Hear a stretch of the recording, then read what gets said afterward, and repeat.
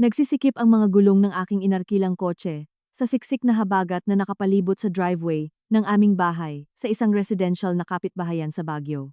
7:18 na ng gabi, ang biyahe ko mula Manila ay na-delay dahil sa bagyo, at ang tanging naiisip ko sa loob ng 3 oras ay ang pangako ko sa aking 6 na taong gulang na anak.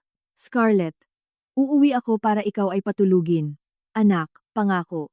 Isang kurot ng pagkakasala ang bumalot sa akin. Namiss ko ang kanyang oras ng pagtulog.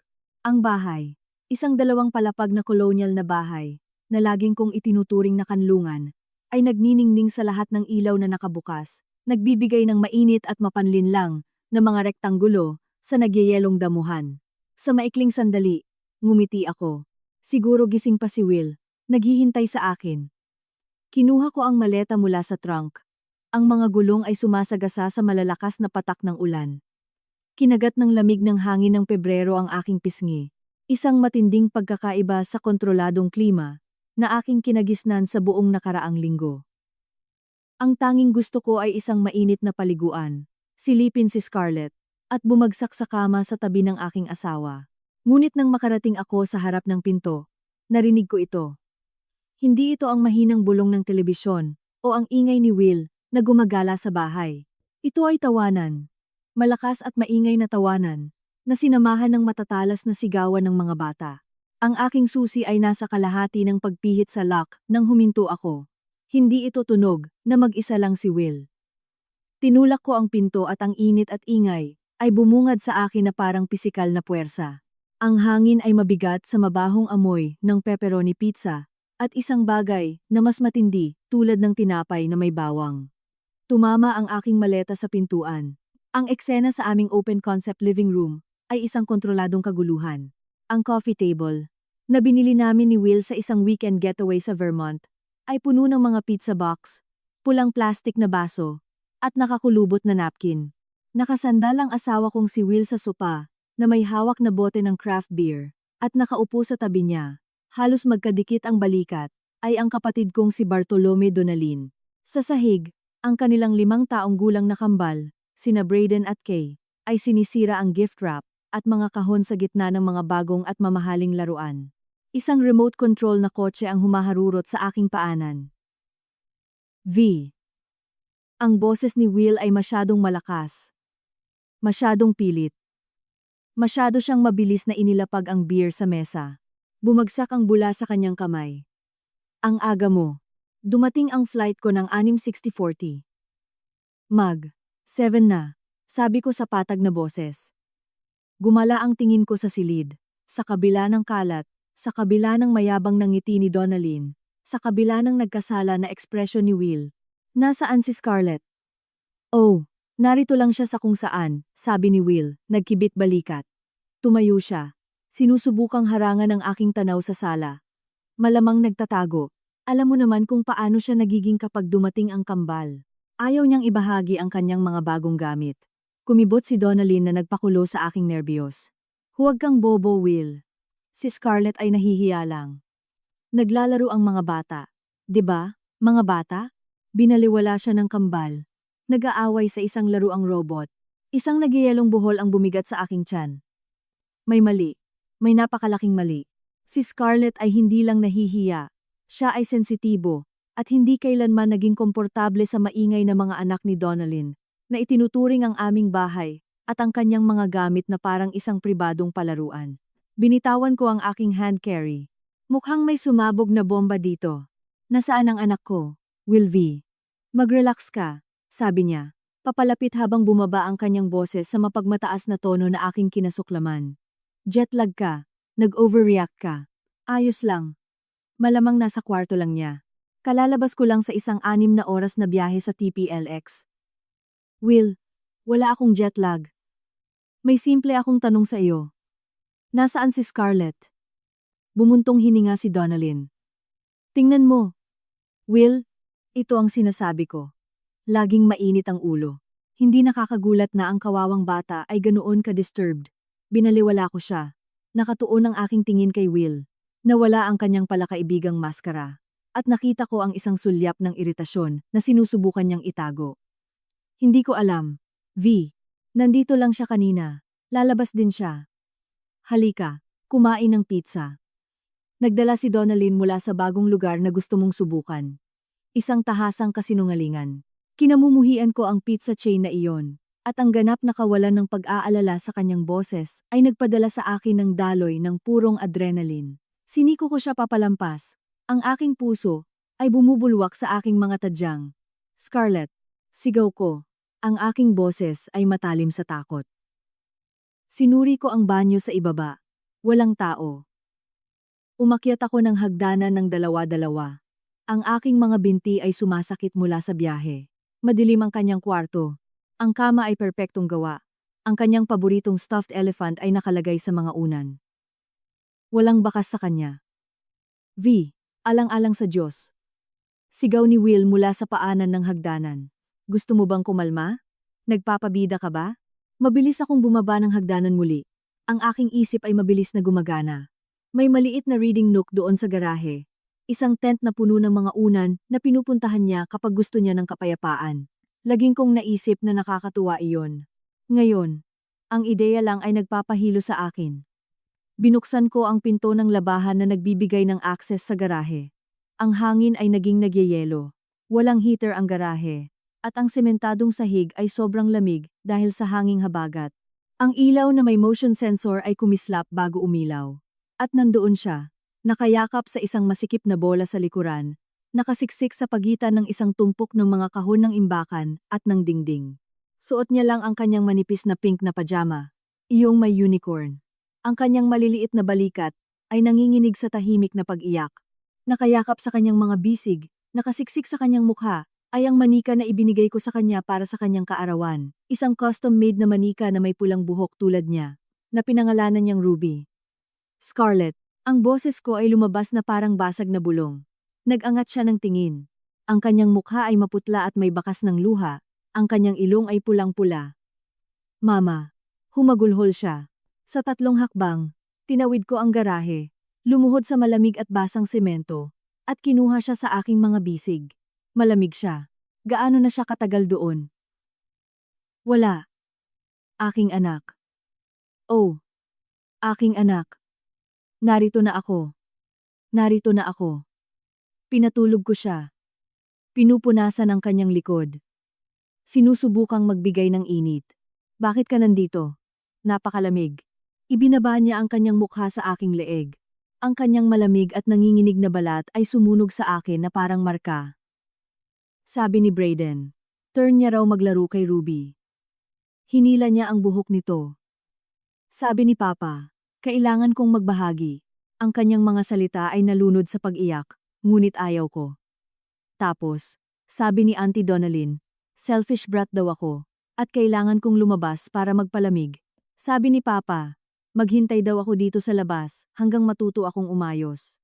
Ang mundo ay lumiit sa isang matalim na punto ng puti, nagliliyab na galit. Nakita ko ang lahat ng pula, literally. Isang ulap ang bumalot sa aking paningin. Tumayo ako. Binuhat si Scarlett na parang wala siyang timbang. Kumapit siya sa akin. Ipinulupot ang kanyang mga binti sa aking baywang. Sinipa ko ang pinto ng garahe, at bumalik sa init ng bahay. Ang kaibahan ng festive at malalim na eksena sa sala at ang aking nanginginig, nadudurog na puso ng aking anak sa aking mga bisig ay malaswa. Nakabalik na si Will sa sopa. Tumatawa sa sinabi ni Donalyn. Nakita niya ako muna at nawala ang kanyang ngiti. Ngunit, ano ba V? Nagsimula siya. Tingnan mo? Sinabi ko na sa iyo na siya ay. Nasa garahe si Will. Sabi ko sa mapanganib na mahinang boses. Sa walang heater na garahe, nakapajama, dahil inakala ng iyong kabit na kailangan niyang magpalamig at hinayaan mo itong mangyari. Naglakas loob si Donalyn na magmukhang nasaktan. Kabit, pasensya na. Sinusubukan ko lang tumulong. Ang bata ay kailangan matuto na hindi niya laging masusunod ang kanyang gusto.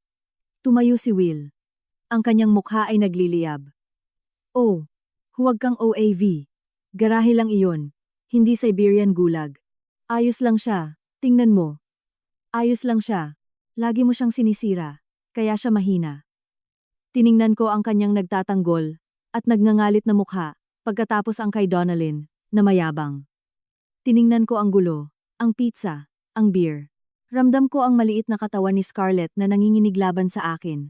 At sa sandaling iyon, may bumagsak sa loob ko. Hindi ito nagwasak, ngunit naging matigas. Naging yelo at bakal. Umalis ka, sabi ko kay Donalyn.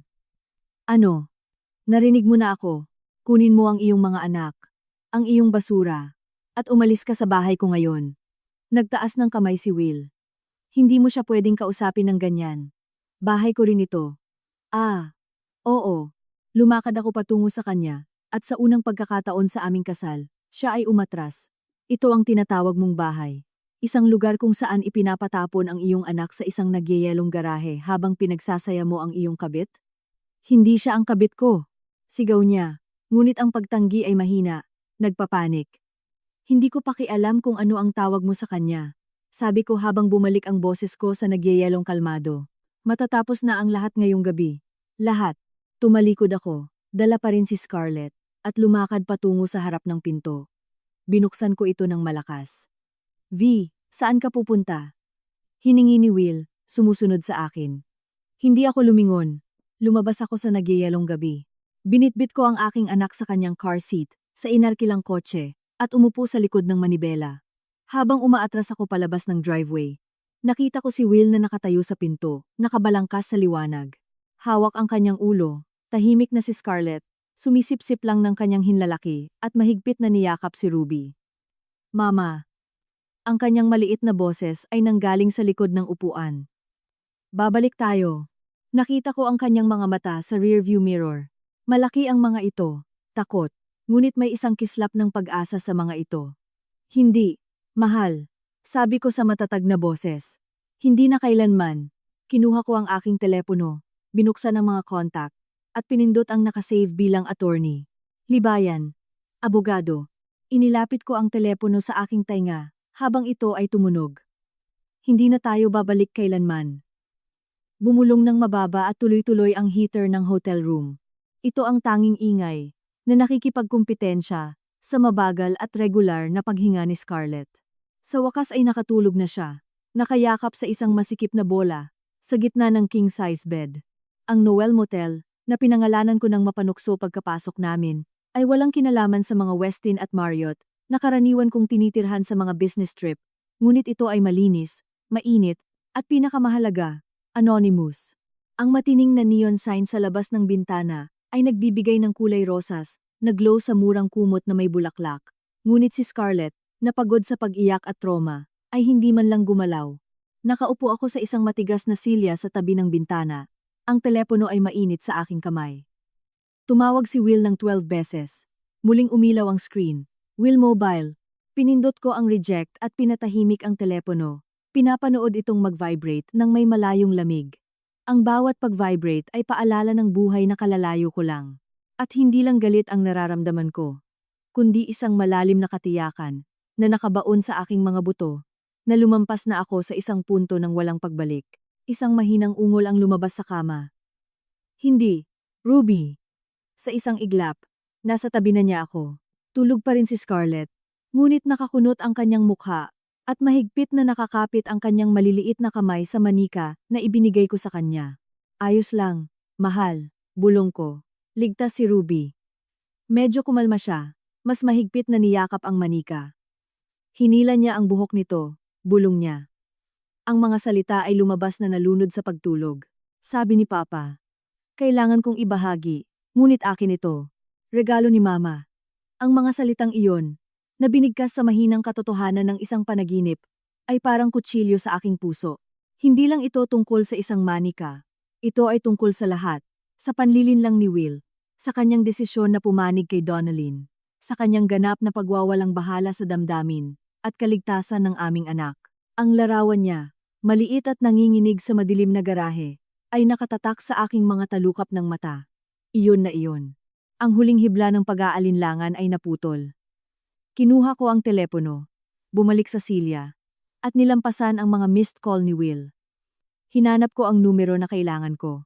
Alas, 10:20 na ng gabi ng Biyernes.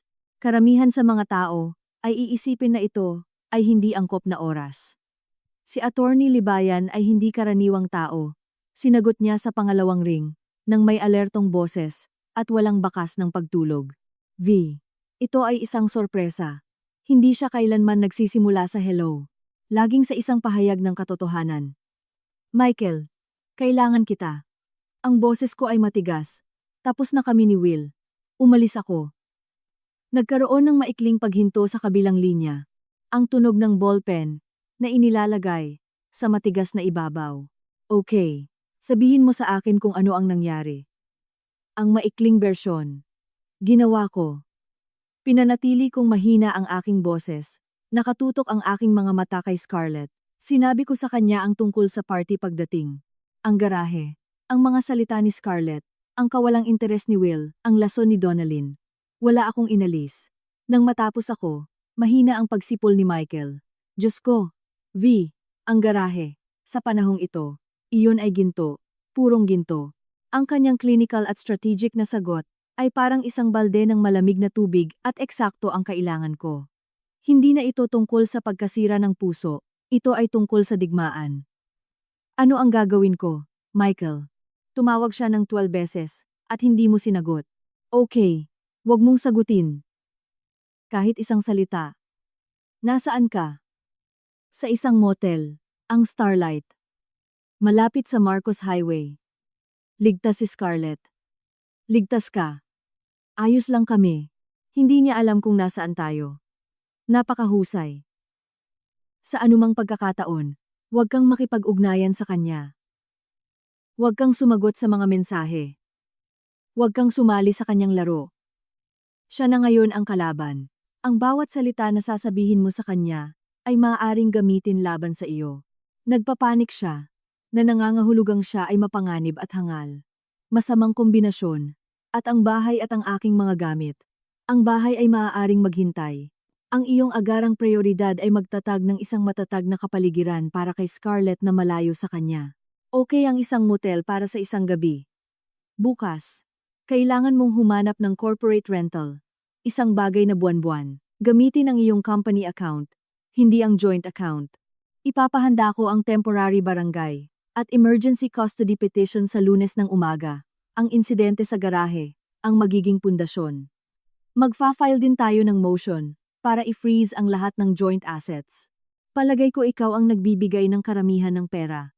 Ako ang nagsuporta sa amin sa loob ng 2 taon. Sabi ko habang isang bagong alon ng kapaitan ang bumalot sa akin. Mas mabuti pa. Ayaw naming ubusin niya ang iyong mga account para pondohan ang kanyang depensa o ang kanyang social life. Gusto kitang makita sa aking opisina sa alas 8 ng umaga ng Lunes. Sa Lunes, susuriin namin ang lahat, at bukas ay patuloy siyang tatawag. Maaari siyang pumunta sa opisina ko. Oh, V. Ang boses ni Michael ay bakal. Hayaan mo siya. Ang kanyang pag-uugali sa pagitan ngayon at Lunes ay makakatulong lamang sa aming kaso. Kung magpakita siya sa iyong trabaho, tumawag sa seguridad at ipaalis siya. I-document ang lahat. Kung magpadala siya ng nagbabanta na mensahe, i-save mo. Kung mas mawalan siya ng kontrol, mas magandang impresyon ang ibibigay niya sa isang family judge. Sa ngayon, ikaw ay isang kalmado at protektibong ina. Siya ang lalaki na ikinulong ang kanyang anak sa isang nagyayelong garahe. At ganoon natin ito pananatilihin. Ang kanyang mga salita ay isang diskarte, isang plano ng labanan. Nagbigay sila sa akin ng layunin na lampas sa kaguluhan na bumabalot sa aking mga emosyon. Sige, sige. Kaya ko iyan. Siyempre kaya mo. Ngayon, subukang magpahinga. Padadalhan kita ng email. Ng listahan ng lahat ng kailangan ko mula sa iyo. Mabilis at malakas tayong kikilos. Hindi niya malalaman kung ano ang tumama sa kanya. Ibinaba namin ang telepono. Ang silid ay bumalik sa katahimikan, maliban sa humihugong na heater, at paghinga ni Scarlett. Nakaramdam ako ng kakaibang kalmado. Ang mga dice ay naihagis na. Wala nang pagbalik, muling umilaw ang aking telepono. Ngayon, hindi tawag, kundi serye ng mensahe mula kay Will. Nakita ko ang mga ito na lumitaw sa screen isa-isa. Will V, baliw ito. Umuwi ka. Kailangan nating mag-usap. Will, hindi mo pwedeng dalhin ang anak ko at mawala na lang. Sagutin mo ang telepono. Will, malamang takot na takot si Scarlett. Masyado kang selfish. Will, pasensya na. Okay, pasensya na. Sumobra si Donalyn. Na-stress lang ako. Umuwi ka lang, Will. Kung hindi ka sumagot, tatawagan ko ang pulis. Sasabihin kong ninakaw ang kotse. Ang huling mensahe ay nagdulot sa akin ng takot. Ngunit naalala ko ang mga salita ni Michael. Nagpapanik siya, mapanganib, at tanga. Nag-screenshot ako ng mga mensahe, lalo na ang banta ng pulis. Pagkatapos ay binuksan ko ang isang bagong email para kay Michael.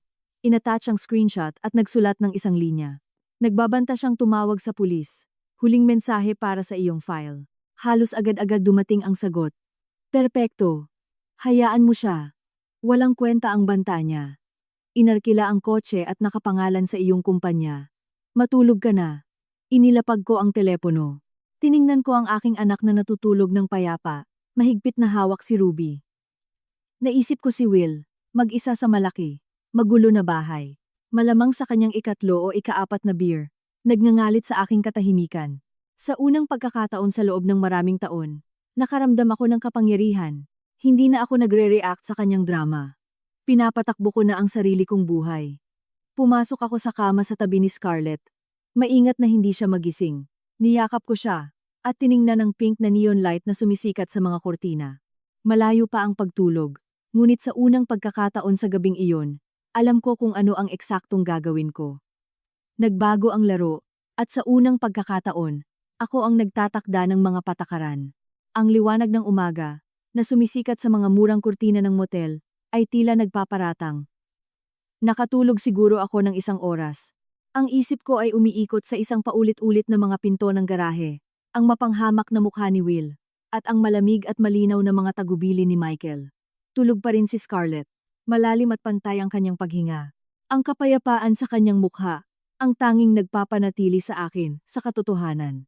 Ang telepono ko, nakabaligtad sa bedside table, ay isang madilim na rektanggulo ng pagkabalisa. Alam ko kung ano ang naghihintay sa akin.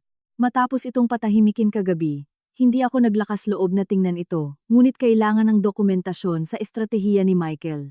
Huminga ako ng malalim at kinuha ito. Umilaw ang screen na may digital na kasaysayan ng pagbagsak ni Will. Ang 12 missed calls ay naging 23. Ang thread ng mensahe ay isang nobela ng lumalaking takot at galit. Will, 2004 ng umaga. Hindi ako makapaniwala na ginagawa mo ito. Nakaupo ako dito. Nag-aalala ng husto. Sinusubukan mo akong sirain, Will. 3:02 ng umaga. Ito ay para kay Donalyn, di ba? Wala lang. Ganap na nawawala ang kanyang katinuan. Kapatid mo siya, alang-alang sa Diyos. Will, 4:22 ng umaga. Pakiusap, V, sabihin mo lang sa akin na ayos si Scarlett. Iyon lang ang gusto kong malaman. Ama niya ako. Will, 5:05 na, ng umaga. Okay, kung ganoon. Kung hindi mo ako kakausapin, hahanapin kita. Tatawagan ko ang iyong assistant, si Zainab. Tatawagan ko ang lahat sa iyong opisina. Ipapaalam ko sa lahat kung gaano ka kabaliw. Nanlamig ang aking dugo, at agad itong kumulo. Tatawagan ng aking opisina. Isasama si Zainab sa gulo na ito. Susubukan akong sirain bago pa man ako makapagdepensa. Ito ay eksaktong mapanganib at hangal na pag-uugali na hula ni Michael. Naiinip akong sumulat ng galit na sagot, at sabihin sa kanya kung ano ang eksaktong iniisip ko sa kanyang mga banta, ngunit hindi ko ginawa. Nag-screenshot ako ng lahat ng mensahe at ipinadala ko ito kay Michael sa pamamagitan ng email na may subject na escalation overnight. Gumalaw si Scarlett at dahan-dahang idinilat ang kanyang mga mata. Mama, narito ako, mahal. Pilit akong ngumiti. Inilayo ang telepono. Paano ka nakatulog? Mabuti. Umupo siya. Kinukusot ang kanyang mga mata. Galit pa rin si Papa. Ang tanong ay parang suntok sa tiyan. May mga problema kami ni Papa na kailangan naming ayusin. Sabi ko, maingat na pinipili ang bawat salita. Ngunit hindi mo na kailangang alalahanin iyan, okay? Trabaho namin iyan. Ang trabaho namin ngayon ay mag-almusal. Ano sa tingin mo ang pancakes? Ang pagbanggit lang ng pagkain, ng isang mazainab na bagay, ay epektibo. Lumitaw ang isang maliit, mahiyain na ngiti sa kanyang mukha, na may chocolate chips. Siyempre, na may chocolate chips. Nakakita kami ng coffee shop ilang bloke lang ang layo. Ang pagiging normal noon. Ang ingay ng mga plato. Ang amoy ng kape. Ang masayahing waitress na tinawag si Scarlett na sweetie. Ay tila surreal. Hindi ko mapigilang asahan, na biglang bubukas ang pinto, at papasok si Will. Sa bawat tunog ng kampana, nagugulat akong napapatingin. Si Scarlett, nakayuko sa upuan na may pangkulay na menu, ay tila nagre-relax, ngunit ako ay sobrang nerbiyoso. Nag-vibrate ang telepono ko sa mesa. Si Zainab ito, ang aking assistant. Ang puso ko ay lumundag sa aking lalamunan. Ginawa niya. Talaga. Tinawagan niya si Zainab. Hello. Sinubukan kong magtunog normal. V. Oh. Salamat sa Diyos. Ang kanyang boses ay isang nagmamadaling bulong. Ayos ka lang ba? Tumawag lang si Will sa mainline. Ganap na hysterical. Sinabi niyang nagkaroon ka ng mental breakdown, na dinala mo si Scarlett at nawala ka, at kailangan kong sabihin sa kanya kung nasaan ka dahil ito ay issue sa kaligtasan. Pinikit ko ang aking mga mata. Naglaban ng galit at pagkababae sa loob ko. Ayos lang ako, Zainab. Ayos lang si Scarlett. Nagsisinungaling si Will, nagpapanik siya. Akala ko na nga, sabi niya. At ang kanyang tono ay nagbago mula sa pag-aalala tungo sa matinding pagiging protektibo. Sinabi ko sa kanya na wala akong balita sa iyo, at ang personal na usapin ay hindi ko responsibilidad. Hindi niya nagustuhan iyon. Sabi niya, at kinopya ko ang kanyang sinabi. This is going to look very bad for her in front of the judge. At binabaan niya ako ng telepono. Sa harap ng hukom, iniisip na niya ang mga korte. Alam niya kung gaano siya nagkamali. Zainab, makinig ka. Mahalaga ito. Iniwan ko na siya. Nag-file ako para sa diborsyo. Tatawagan ka ng abogado ko, si Attorney Libayan. Maaaring subukan ni Will na guluhin ka, o ang iba sa opisina. Kailangan mong idiretso ang anumang tawag mula sa kanya kay Michael. Huwag kang makipag-usap sa kanya. Kaya mo ba? Niloloko mo ba ako? Siyempre kaya ko. Narinig ko ang bakal sa kanyang boses. Ituring mo itong tapos. Ano ang kailangan mo sa akin? Panatilihin mo lang ang kuta at salamat. Zainab. Binaba ko ang telepono. Nanginginig ang aking mga kamay. Sinusubukan na niyang sirain ang aking profesional na reputasyon. Ang lalaking pinagsamahan ko ng buhay ay ngayon ang aking kaaway. At nilalaro niya ang marumi. Lumipas ang araw sa kakaibang pagtigil ng buhay. Nakakita ako ng corporate housing agency at kumuha ng furnished 2-bedroom apartment sa loob ng isang buwan, nagbayad ng mataas na presyo mula sa aking hiwalay na company account. Nagpunta kami sa Target at bumili ng mga pangunahing pangangailangan. Pajama, isang palit ng damit para kay Scarlett, toiletries, at higit sa lahat, isang bagong stuffed animal. Isang malambot na kulay abo na lobo, na pinangalanan niyang Shadow. Ito ay isang distraksyon. Isang paraan upang makabuo ng isang pansamantalang bagong normal. Alas, 4 ng hapon, nang habang inaayos namin ang aming kakaunting bagong gamit, sa walang laman ngunit malinis na apartment, muling tumunog ang telepono ko. Ngayon, hindi si Will, kundi si Michael. Tapos na, sabi niya nang walang pasintabi. Ano ang tapos na? Ang guillotine. Ipinahatid ko sa isang process server ang initial paperwork kay Will. Sa address ng inyong bahay mga 20 minuto na ang nakalipas. Petisyon para sa pagbuwag ng kasal. Petisyon para sa pansamantalang emergency exclusive custody. Mosyon para sa eksklusibong paggamit ng marital home. At ang paborito ko, isang emergency motion para i-freeze ang joint assets. Isang lamig ang bumalot sa akin. Iba ang pag-uusapan ito sa isang motel room. Iba ang malaman na isang estranghero ang naghatid ng isang tumpok ng mga papeles sa aking asawa na magpapabagsak ng kanyang buhay. Paano? Paano mo nalaman na natanggap niya? Ang process server ay napakamaselan. Kinumpirma niya na nasa bahay si Will at tinanggap ang mga dokumento. Idinukumento din niya na kasama niya ang kanyang kapatid, na sa ngayon ay kawili-wili. Siyempre, nandoon na ang buwitre. Nagpatuloy si Michael. Ngayon, naghihintay tayo ng pagsabog. Huwag mong sagutin ang kanyang tawag. Tatawagan kanya anumang segundo. Tama siya. Bago pa matapos ni Michael ang pangungusap, nagsimulang mag-vibrate ang telepono ko sa aking kamay. Ang pangalan ni Will ay kumikislap sa screen. Pinabayaan ko itong tumunog. Hayaan mo lang na mapunta sa voicemail. Itinuro sa akin ni Michael, na parang nakikita niya ako. Tatawagan kita sa 10 minuto. Gusto kong marinig ang sasabihin niya. Pinabayaan kong mamatay ang tawag. 1 minuto pagkatapos, lumabas ang isang notification. Natanggap ang voicemail. Nanatili ang aking daliri sa play button. Takot ako na pakinggan ito, ngunit alam kong kailangan ko. Ito ay ebidensya. Iyon ang tunog ng kaaway. Nang tumawag muli si Michael, inilagay ko ito sa speakerphone. Sige, ilagay mo. Pinatugtog ko ang voicemail. Puno ng boses ni Will ang silid, ngunit hindi ito ang galit, at nagbabantang tono ng kanyang mga mensahe. Tunog ito ng hilaw, nagpapanik, halos hysterical. V, pakiusap, sagutin mo. Diyos ko, ang mga papeles na ito, ano ito? Isang diborsyo. Emergency custody. Sinusubukan mong kunin ang anak ko. Hindi mo ito magagawa. Ito ay kabaliwan. Kailangan nating pag-usapan ito. Isang pagkakamali ito. Pakiusap. Ibalik mo lang ang tawag. Maaari nating ayusin ito. Gagawin ko ang lahat. Aalisin ko si Donalyn. Pakiusap lang. Ibalik mo ang tawag. Huwag mong gawin ito sa aming pamilya. Pakiusap. Nagtapos ang mensahe. Nagkaroon ng isang sandali ng katahimikan sa linya. Si Scarlett, na naglalaro kasama si Shadow sa alpombra, ay nag-angat ng tingin sa akin na nakakunot ang noo sa pag-aalala. Narinig mo ba iyon? Ang boses ni Michael ay kalmado, halos nasisiyahan. Iyan ang tunog ng isang lalaki na alam niyang talo na siya. Nawala ang galit.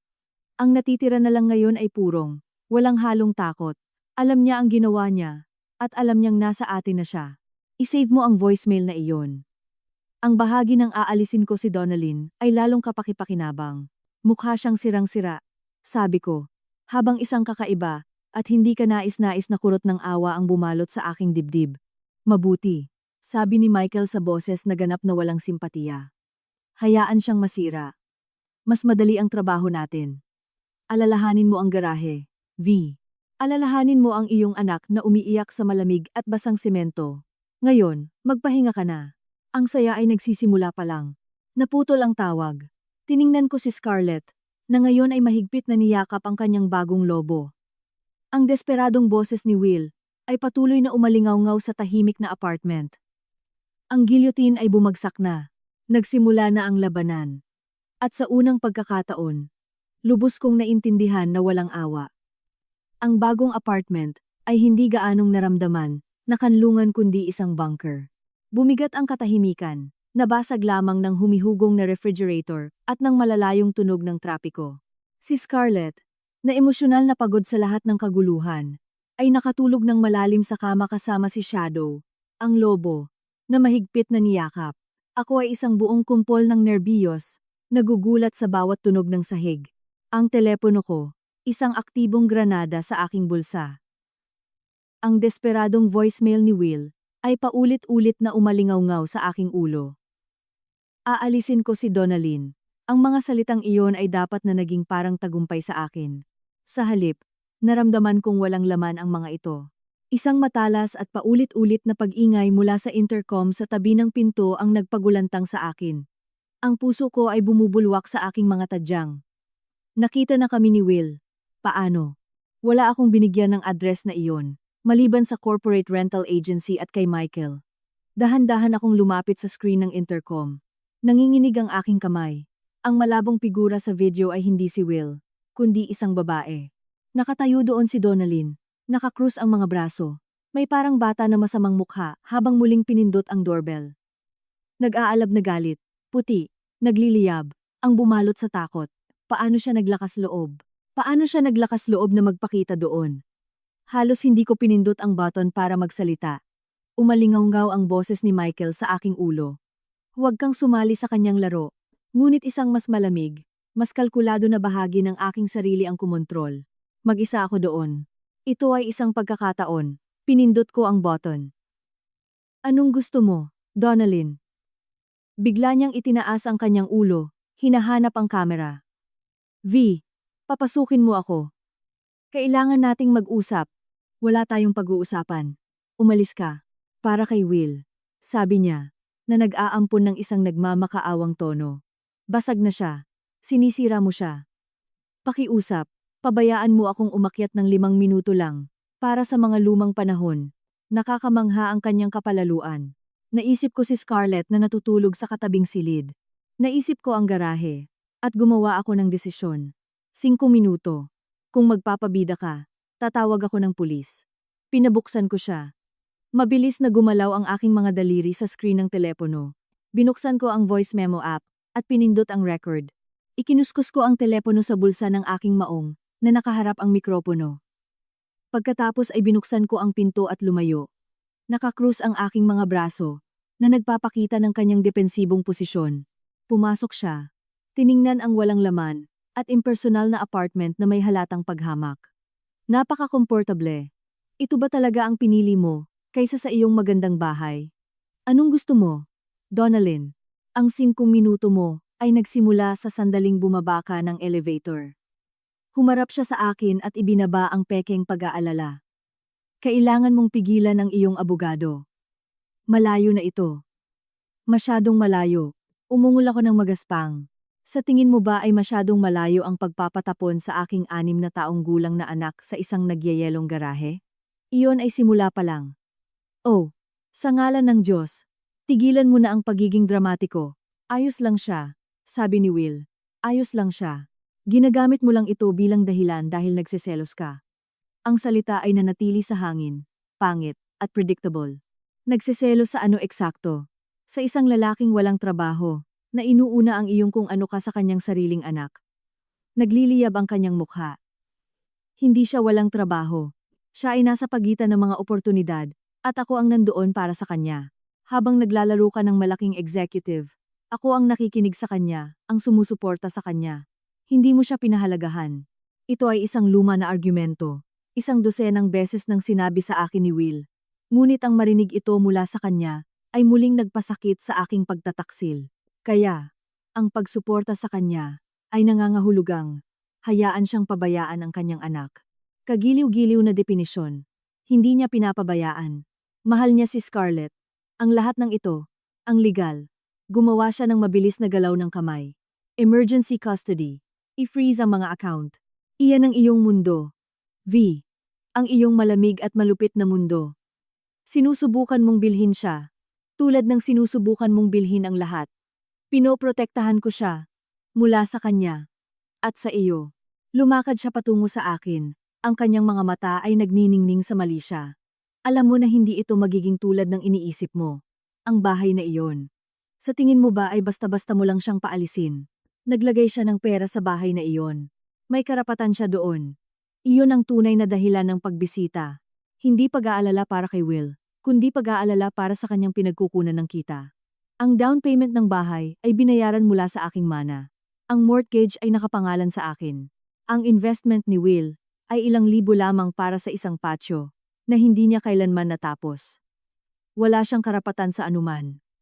Makikita natin kung ano ang sasabihin ng isang hukom.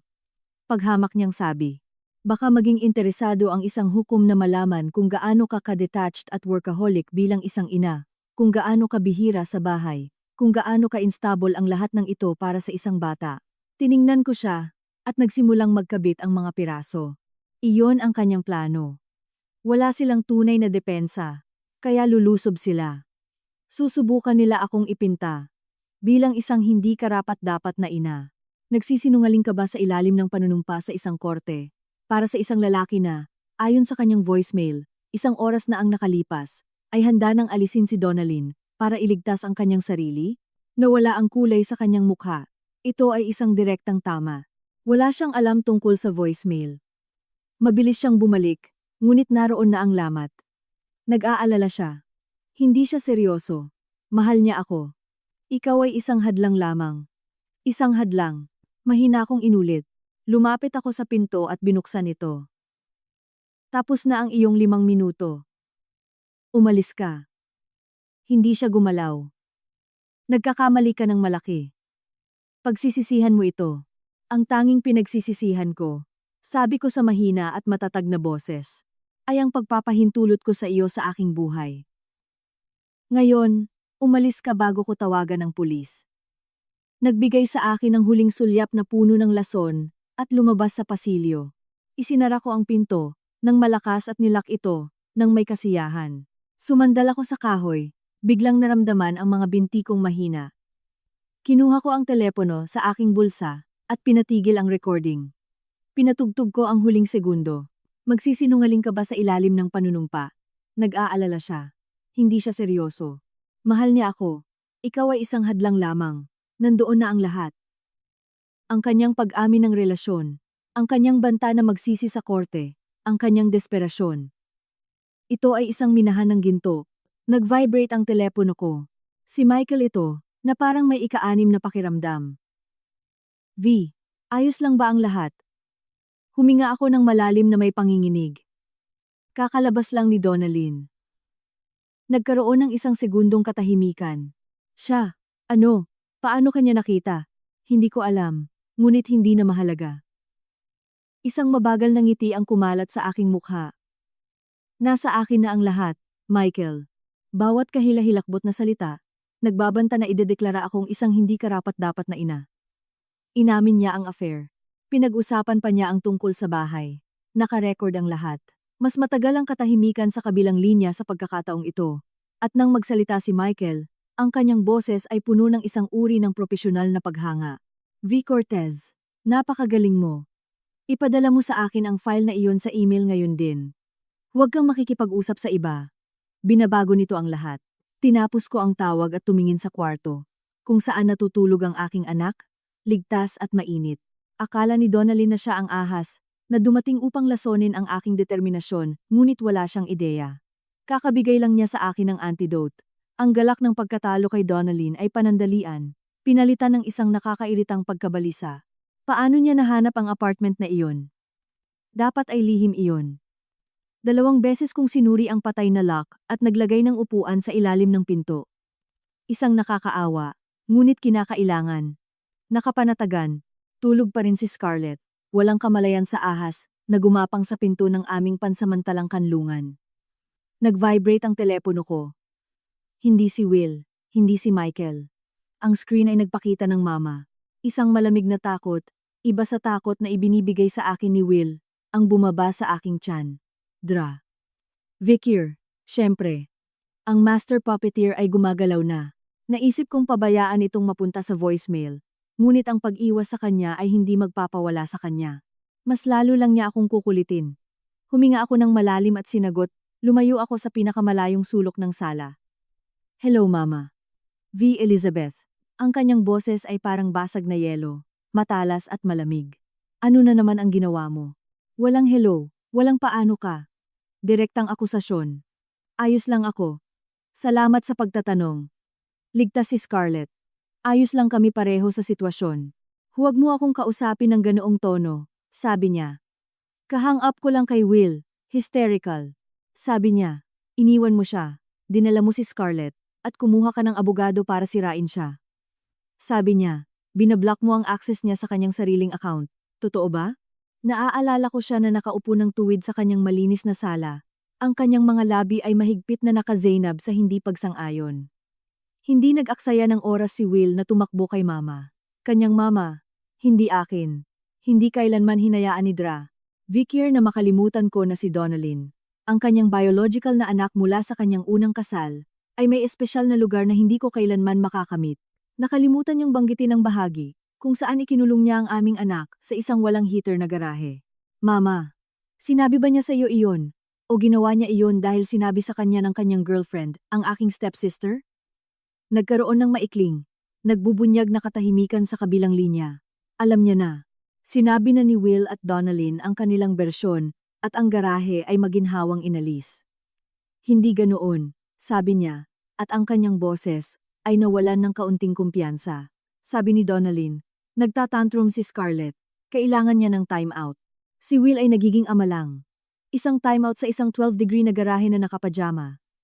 Iyan ba ang bagong estilo ng pagpapalaki ng anak na sinusuportahan mo? Ang boses ko ay tumataas, ngunit hindi ko ito mapigilan. Ang buong buhay, laging ako ang may kasalanan. Ang nag-overreact ay lumalabas. V. Laging dramatiko. Ginagawa mong malala ang sitwasyon. Sinusubukan lang ni Donalyn na tumulong. Pamilya siya, hindi siya pamilya ko. Sumabog ang mga salita sa loob ko.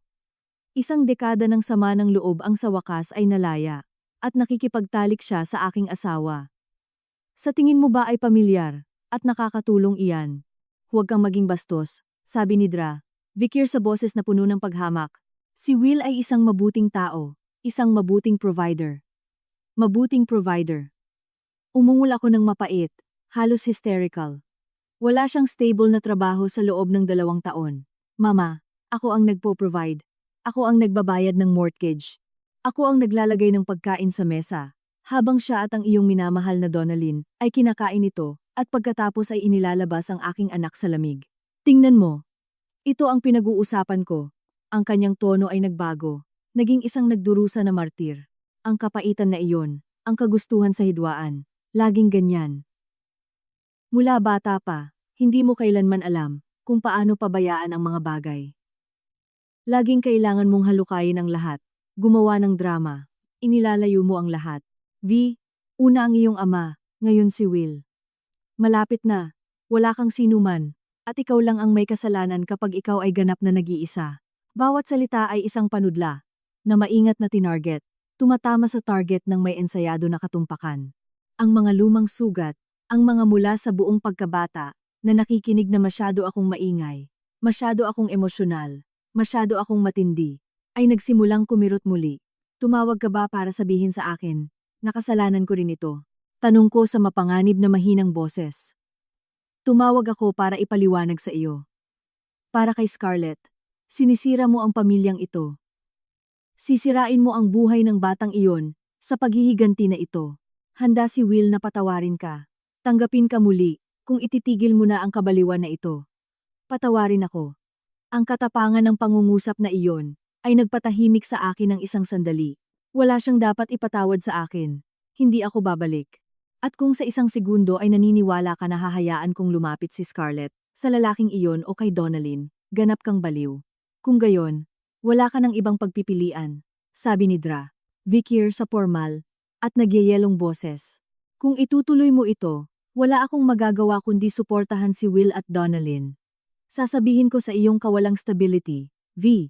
Sasabihin ko sa korte ang iyong kasaysayan ng erratic na pag-uugali. May timbang ang salita ng isang ina. Ang banta, na sinabi ng malakas, ay hindi gaanong nakakagulat kaysa sa naisip ko. Ito ay ang natural na conclusion ng isang buong buhay na pagpili kay Donalyn kaysa sa akin. Sa wakas ay ginagawa niya itong opisyal. Magsisinungaling ka ba sa ilalim ng panunumpa para sa kanila? Tanong ko habang isang kakaibang katahimikan ang bumaba sa akin. Ang huling pag-asa na maaaring pumanig ang aking ina sa akin ay nawasak. Sasabihin ko ang katotohanan tulad ng nakikita ko, matigas niyang sagot. Sinasira mo ang pamilyang ito. Ngayon, maging makatwiran ka. Tumingin ako sa kwarto, kung saan natutulog ang aking anak, ang aking tunay na pamilya. Naisip ko ang recording na dala ko sa telepono na may halos magkaparehong banta ni Donalyn. Kung ano ang puno, siya ang bunga. Hindi. Mama, sabi ko sa malinaw at matatag na boses. Hindi ako magiging makatwiran. Ako ay magiging isang ina. Isang bagay na hindi mo kailanman natutunan. Gawin mo ang dapat mong gawin. Gagawin ko rin ang sa akin. Binaba ko ang telepono bago pa siya makasasagot. Hindi ko hinagis ang telepono o ibinagsak ito ng may galit. Maingat ko itong inilagay sa countertop. Ang pag-uusap na iyon ay dapat na nagwasak sa akin. Sa halip, naramdaman kong malinis ako. Nalinis. Ang lason ay nakuha mula sa sugat. Wala nang panig na pagpipilian. Ang mga linya ay iginuhit, nang may ganap na kalinawan. Gumawa ng tunog ang aking telepono. Isang mensahe ito mula kay Zainab, ang aking assistant. Zainab, hello. Sinubukan lang ni Will na pasukin ang iyong opisina. Pinalabas siya ng seguridad. Nagdulot siya ng malaking kaguluhan sa lobby. Gusto niyang i-access ang iyong mga file. Sinabi niyang may karapatan siya sa mga marital assets. Para lang malaman mo, ngumiti ako ng manipis, at matigas na ngiti, mapanganib, at hangal. Propesiya si Michael. Hayaan silang dumating. Hayaan silang lahat. Ang aking ina na may lason na salita. Si Will na may kanyang pagmamayabang. Si Donalyn na may kanyang mga plano. Nasa akin ang lahat ng ebidensya na kailangan ko, at kasama ko si Scarlett. Sa unang pagkakataon, alam kong may ganap na katiyakan na iyon lang ang kailangan ko. Ang pagharap sa aking ina ay nag-iwan sa akin ng kakaibang pakiramdam ng kalayaan, ngunit malinaw din ang aking pag-iisip. Ang huling bakas ng obligasyon sa pamilya ay naputol. Wala nang sinumang dapat biguin, wala nang sinumang dapat pasayahin. Ito ay isang nakakatakot at nakakapagpalaya na pakiramdam ng sabay. Ang sumunod na 48 oras ay isang pag-aaral sa surreal na tension. Nabuhay kami sa loob ng sterile na bubble ng apartment, nabubuhay sa takeout at sa mga binili namin sa Target. Si Scarlett, na matatag gaya ng mga bata, ay nagsimulang umangkop sa aming bagong, mas maliit na mundo, at ang kanyang mga tanong tungkol kay Papa ay unti-unting nabawasan. Ako naman, naramdaman kong isang sundalo na naghihintay ng unang putok ng labanan. Nasa kay Michael ang aking recorded na pag-uusap kay Donalyn at, ayon sa kanyang sariling mga salita, ay nag-orkestra ng isang symphony ng legal na impyerno para kay Will. Ang trabaho ko ay maghintay. Ang mga tawag ni Will ay unti-unting nabawasan hanggang sa tuluyan ng huminto. Mas nakakatakot ang katahimikan kaysa sa pagbomba. Nangangahulugan ito na siya ay nag-organize muli, kumukonsulta sa murang abogado na nakuha niya, o mas malamang ay nakikinig kay Donalyn. Hapon na, nang bumulong ang telepono ko ng hindi kilalang numero. Ang unang saloobin ko ay balewalain ito, ngunit may nagsabi sa akin na sagutin. Siya ang punong guro ng paaralan ni Scarlett, si Mrs. Albrecht. Mrs. Sterling. Paumanhin sa abala. Simula niya sa boses na puno ng pag-aalala. Gusto ko lang siguraduhin na maayos ang lahat. Nagkaroon kami ng kaunting sitwasyon ngayon. Nanlamig ang aking dugo. Anong klaseng sitwasyon? Ayos ba si Scarlett? Tumingin ako sa kanya. Nakaupo sa sahig na nakakrus ang mga binti. Mahinang nakikipag-usap kay Shadow at Ruby. Mukha siyang ayos. Oh, ayos na ayos si Scarlett. Siya ay isang kaibig-ibig na bata. Ngunit ang kanyang ama, si Mr. Sterling, ay nagpakita sa oras ng tanghalian. Medyo mapilit siyang makita siya. Sabi niya, emergency daw. May karapatan siyang makita ang kanyang anak. Napapikit ako. Isang alon ng pagduduwal ang dumaan sa akin. Nagpunta siya sa paaralan. Nilabag niya ang tanging lugar na dapat ay manatiling ligtas at normal para sa kanya. Anong nangyari? Tanong ko sa tinig na tense. Ang aming reception staff, pagpalain sila, ay sumunod sa protocol. Alam na nila ang maselang sitwasyon, sabi ni Mrs. Albrecht. Contact. Sinabi nila sa kanya na walang malinaw na pahintulot mula sa iyo, at nang hindi kasama sa opisyal na listahan ng pagkuha, hindi nila maaaring ibigay si Scarlett sa kanya o pahintulutan ng pagbisita. Medyo nagalit siya. Itinaas ang kanyang boses, at sinabi na pinipigilan siya nilang makita ang kanyang anak. Sa huli, kailangan naming bantaan, natatawagan ng seguridad. Umalis siya, ngunit galit na galit. Bumagsak ako sa isang silya.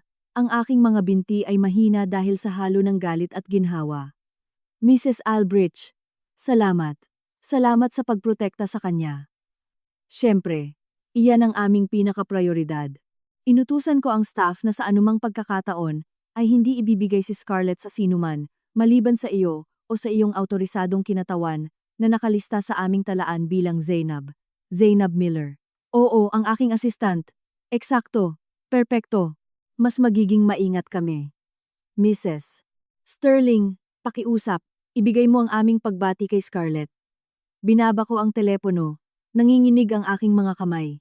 Hindi sa takot, kundi sa malamig at matinding galit. Lumampas siya sa linya na hindi ko akalain na maaaring lampasan. Ginagamit ang aming anak bilang piyesa. Ginagawang takot siya sa paaralan. Agad kong tinawagan si Michael. Nagpunta siya sa paaralan. Sabi ko agad pagkasagot niya, nang hindi man lang bumabati. Alam ko, sagot ni Michael sa malungkot na boses. Kakahangap ko lang sa kalaban na abogado. Isang lalaki na nagngangalang Frank Donnelly, isang tunay na Maninila. Nag-file sila ng sarili nilang emergency motion. Sa anong batayan? Hiningi ko nang itaas ang aking boses. Sa batayan na hindi pinayagan ng paaralan, naguluhin niya ang kanyang anak. Sa parental alienation, sabi ni Michael ng mahinahon, sinasabing illegal mong pinigil ang bata, na ikaw ay psikolohikal na manipulator, at na ang pagtatangka ni Will, na makita ang kanyang anak sa paaralan, ay isang makatwirang kilos ng isang nag-aalalang ama na hinaharangan sa lahat ng panig. Nag-request sila ng emergency hearing bukas ng umaga upang bigyan si Will ng temporary joint custody. Ang mundo ay yumukod sa aksis nito. Ang kapalaluan ay hindi masikmura. Inilagay niya ito sa garahe. Dinala ang kanyang kabit sa aming bahay. Ginawa siyang takot sa paaralan. At ako ang inakusahan ng alienation? Hindi sila seryoso. Bulong ko. Oh, seryoso sila. Ito ay isang klasikong play. Lumipat sa atake. Gawin kang mukhang naghihiganti at hysterical na ex. Ngunit narito ang magandang bahagi. V. Wala silang ideya tungkol sa recording. Isang mabagal na pag-unawa ang nagsimulang lumabas sa akin. Ang pagdinig ay isang patibong para sa kanila. Aha! Bulong ni Michael sa tono ng purong kasiyahan. Ipinagyayabang na ni Frank Donnelly na ididiskredito kanya bilang isang hindi karapat-dapat na ina. Hinihingi niya na ikaw, at ang bata ay magpakita bukas ng alas 9 ng umaga. Naniniwala siya na ito ay isang madaling tagumpay, at hahayaan natin siyang maniwala. At pagkatapos, tinapos ko ang pangungusap, habang ang malamig na galit ay nagiging matalas na konsentrasyon. Pagkatapos ay isa-Zainab natin ang patibong sa kanila. Eksakto. Ikaw ay naroon, payapa, nakolekta, nakasuot na parang sa parent-teacher conference, hindi sa courtroom battle. Wala si Scarlett doon. Makakakuha tayo ng doctor's note para sa pagkabalisa. Hayaan si Will na magbida. Hayaan ang kanyang abogado na maging dramatic. At pagkatapos, kapag sila ay nalubog na sa sarili nilang putik sa harap ng buong korte, na pinag-uusapan kung gaano kagaling at dedikado si Will bilang isang ama, hinayaan niya ang pangungusap na nakabitin sa hangin. Ipapakita natin ang recording, sabi ko. Ipapakita natin ang recording. Eksakto. Kinumpirma niya. Ipapakita natin sa huwes kung anong klaseng nag-aalalang ama si Will Sterling, ang isa na nagsasalita tungkol sa pag-alis sa kanyang kabit para iligtas ang kanyang sarili, habang ang nasabing kabit ay nagpaplano na sirain ang iyong reputasyon. Magiging masaker ito. Handa ka na ba? Tiningnan ko ang aking anak, ligtas, at walang kamalayan sa labanan na nangyayari para sa kanyang buhay. Naisip ko ang nagyayelong sahig ng garahe. Naisip ko ang mayabang na mukha ni Will na nagsasabi sa akin na nag-overreact ako. Higit pa sa handa, sabi ko sa matatag na boses. Tatapusin natin ito. Ang Cook County Family Courthouse ay isang monumento sa mga sirang buhay. Ang hangin ay amoy lumang kape, industrial cleaner, at kawalan ng pag-asa. Nakaupo ako sa tabi ni Michael sa isang makintab na mesa. Mahigpit na nakakabit ang aking mga kamay sa aking kandungan upang hindi sila manginig. Sinunod ko ang kanyang mga tagubilin sa sulat. Isang simpleng, konserbatibong navy blue dress. Minimal na makeup. Ang aking buhok ay nakatali sa isang malinis na ponytail. Ako ang perpektong imahe ng isang responsableng, respetadong ina. Sa loob, ako ay isang umaalingaw-ngaw na bagyo ng takot at galit. Si Michael ay ang larawan ng kalmado. Binabalikan ang mga tala sa isang legal pad na parang naghihintay ng bus. Alalahanin. Bulong niya nang hindi man lang nag-aangat ng tingin. Hayaan silang magsalita, kahit ano pa ang sabihin nila. Tumingin ka sa akin, o tumingin ka sa huwes. Huwag kang mag-react kay Will. Huwag mo siyang titingnan. Bumukas ang pinto sa likod ng silid, at pumasok si Will, kasama ang kanyang abogado. Si Frank Donnelly ay eksakto kung paano siya inilarawan ni Michael. Isang nakukunot na lalaki sa isang maling suot na suit, at isang palaban na kislap sa kanyang mga mata. Si Will, gayunpaman, ay isang pagkabigla. Mukha siyang masama. Nakakunot ang kanyang damit. Maputla at namumutla ang kanyang mukha sa kakulangan ng tulog, at ang kanyang mga mata ay may ligaw at desperadong ekspresyon. Nilibot niya ang silid sa kanyang tingin, at nang makita ako, nakatutok ang kanyang mga mata sa akin. Ito ay isang tingin ng purong, walang halong galit. Pinipilit ang aking sarili na sundin si Michael. Ibinaba ko ang aking tingin sa aking mga kamay habang ang puso ko ay bumubulwak sa aking dibdib. Inanunsyo ng bailiff ang kagalang-galang na hukom Cynthia Murr, isang babae na may matigas na mukha at matalas na tingin na umupo ng may pagod na autoridad. Magandang umaga, sabi niya. At ang kanyang boses ay pumutol sa tensyonadong katahimikan. Narito tayo sa kasong Sterling, hinggil sa petisyon, para sa pansamantalang emergency relief. Mr. Donnelly, ikaw ang nag-file ng motion. Ipakita ang iyong kaso. Maging maikli. Tumayo si Frank Donnelly. Umaapaw sa peking sinseridad. Salamat, Your Honor. Ito ay isang simple at trahedya na kaso ng parental alienation. Ang aking kliyente, si Will Sterling, ay isang dedikadong ama na malupit na pinaghiwalay sa kanyang 6 na taong gulang na anak, si Scarlett. Sa loob ng huling 5 araw, ang kanyang asawa, si V. Cortez, sa isang pag-aalsa ng sama ng loob, sa isang maliit na di pagkakasundo sa kasal, ay tumakas kasama ang bata, tumanggi na makipag-ugnayan, at pinatigil ang lahat ng joint assets, na nag-iwan sa aking kliyente na walang pera. Ipininta niya ang larawan ng isang mapagmahal na ama, na nawalan ng pag-asa. Inilarawan niya ang pagbisita ni Will sa paaralan bilang pagtatangka ng isang sirang ama, na siguraduhin na ayos ang kanyang anak, at tinawag ang aking pagtanggi na makipag-ugnayan bilang isang kalkulado na pagsisikap na lasonin ang bata laban sa kanyang ama. Your Honor, nagpatuloy si Donnelly. Ang kanyang boses ay puno ng pekeng pagkagalit. Hinihingi namin ang agarang pagpapanumbalik ng joint custody. Ang babaeng ito ay hindi stable. Inilayo niya ang isang masayang bata mula sa kanyang tahanan at sa kanyang ama nang walang sapat na dahilan. Kailangan nating ibalik ang pagiging normal para sa batang ito ngayon. Ang ekspresyon ng Hukom Moore ay hindi mabasa. Humarap siya kay Michael. Mr. Robertson. Ang pag-aalsa ng sama ng loob ay tila isang napakamahinang paraan upang ilarawan ang isang legal na aksyon ng ganitong antas. Ano ang totoong kwento? Kalmado si Michael na tumayo. Ang totoong kwento, Your Honor, ay hindi isang maliit na, di pagkakasundo sa kasal. Ito ay isang kwento ng kapabayaan at panganib. Kalmado siyang nagsalita, nang may katumpakan. 5 araw na ang nakalipas. Bumalik ang aking kliyente mula sa isang business trip, at nakita ang kanyang bahay na sinasakop ng kanyang asawa at ng kabit nito. Naaksidente ring kapatid ng aking kliyente, si Donalyn Evans. Wala ang kanyang anak, si Scarlett. Natagpuan ng aking kliyente si Scarlett, na nakakulong sa walang heater na garahe ng pamilya, na may 12 degrees Celsius na temperatura, umiiyak, at nanginginig na nakapajama. Isang kislap ng hindi pagsang-ayon ang dumaan sa mukha ng huwes. Kumilos ng walang ginhawa si Will sa kanyang upuan. Mr. Sterling at Miss Evans ay ipinatapo ng bata, bilang parusa sa hindi pagkakagusto, na ibahagi ang isang laruan. Nagpatuloy si Michael. Nang harapin, sinabi ni Mr. Sterling sa aking kliyente, na nag-overreact siya. Natatakot para sa agarang kaligtasan at emosyonal na kapakanan ng kanyang anak, inalis ni Miss Sterling ang menor de edad mula sa isang nakakalason at mapanganib na kapaligiran. Ang kanyang mga kilos ay mga kilos ng isang protektibong ina, hindi ng isang naghihiganti na asawa. Tumayo si Donnelly ng mabilis. Objection. Exaggeration. Walang pagkakakulong sa garahe. Ang bata ay binigyan ng time out. Ang aking kliyente ay nagdidisiplina. Iyan ay hindi pagdidisiplina, Your Honor. Iyan ay paglalagay sa panganib, sagot ni Michael, na pinatigas ang kanyang boses. At nagpapakita ng isang pattern ng napakasamang paghuhusga, na kinabibilangan ng pagtataglay ng asawa ng aking kliyente, ng isang affair, sa isang malapit na kamag-anak, sa ilalim ng parehong bubong, na kanilang ibinabahagi sa kanilang anak.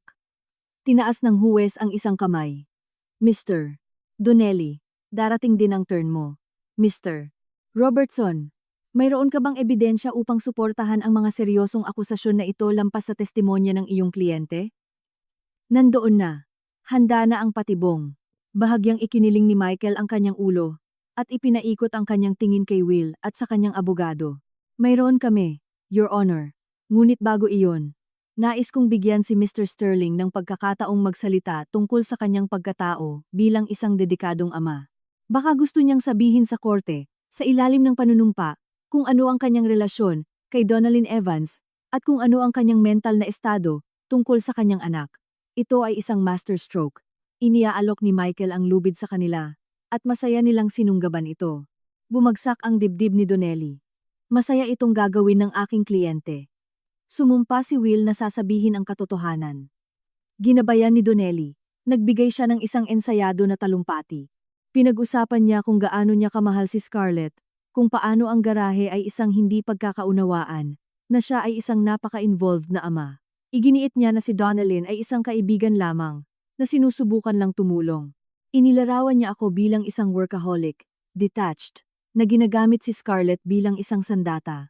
At nang tumanggi siyang hayaan akong makita ang aking sariling anak, desperado ako, sabi ni Will sa boses na basag sa kung ano ang tunog na tunay na emosyon.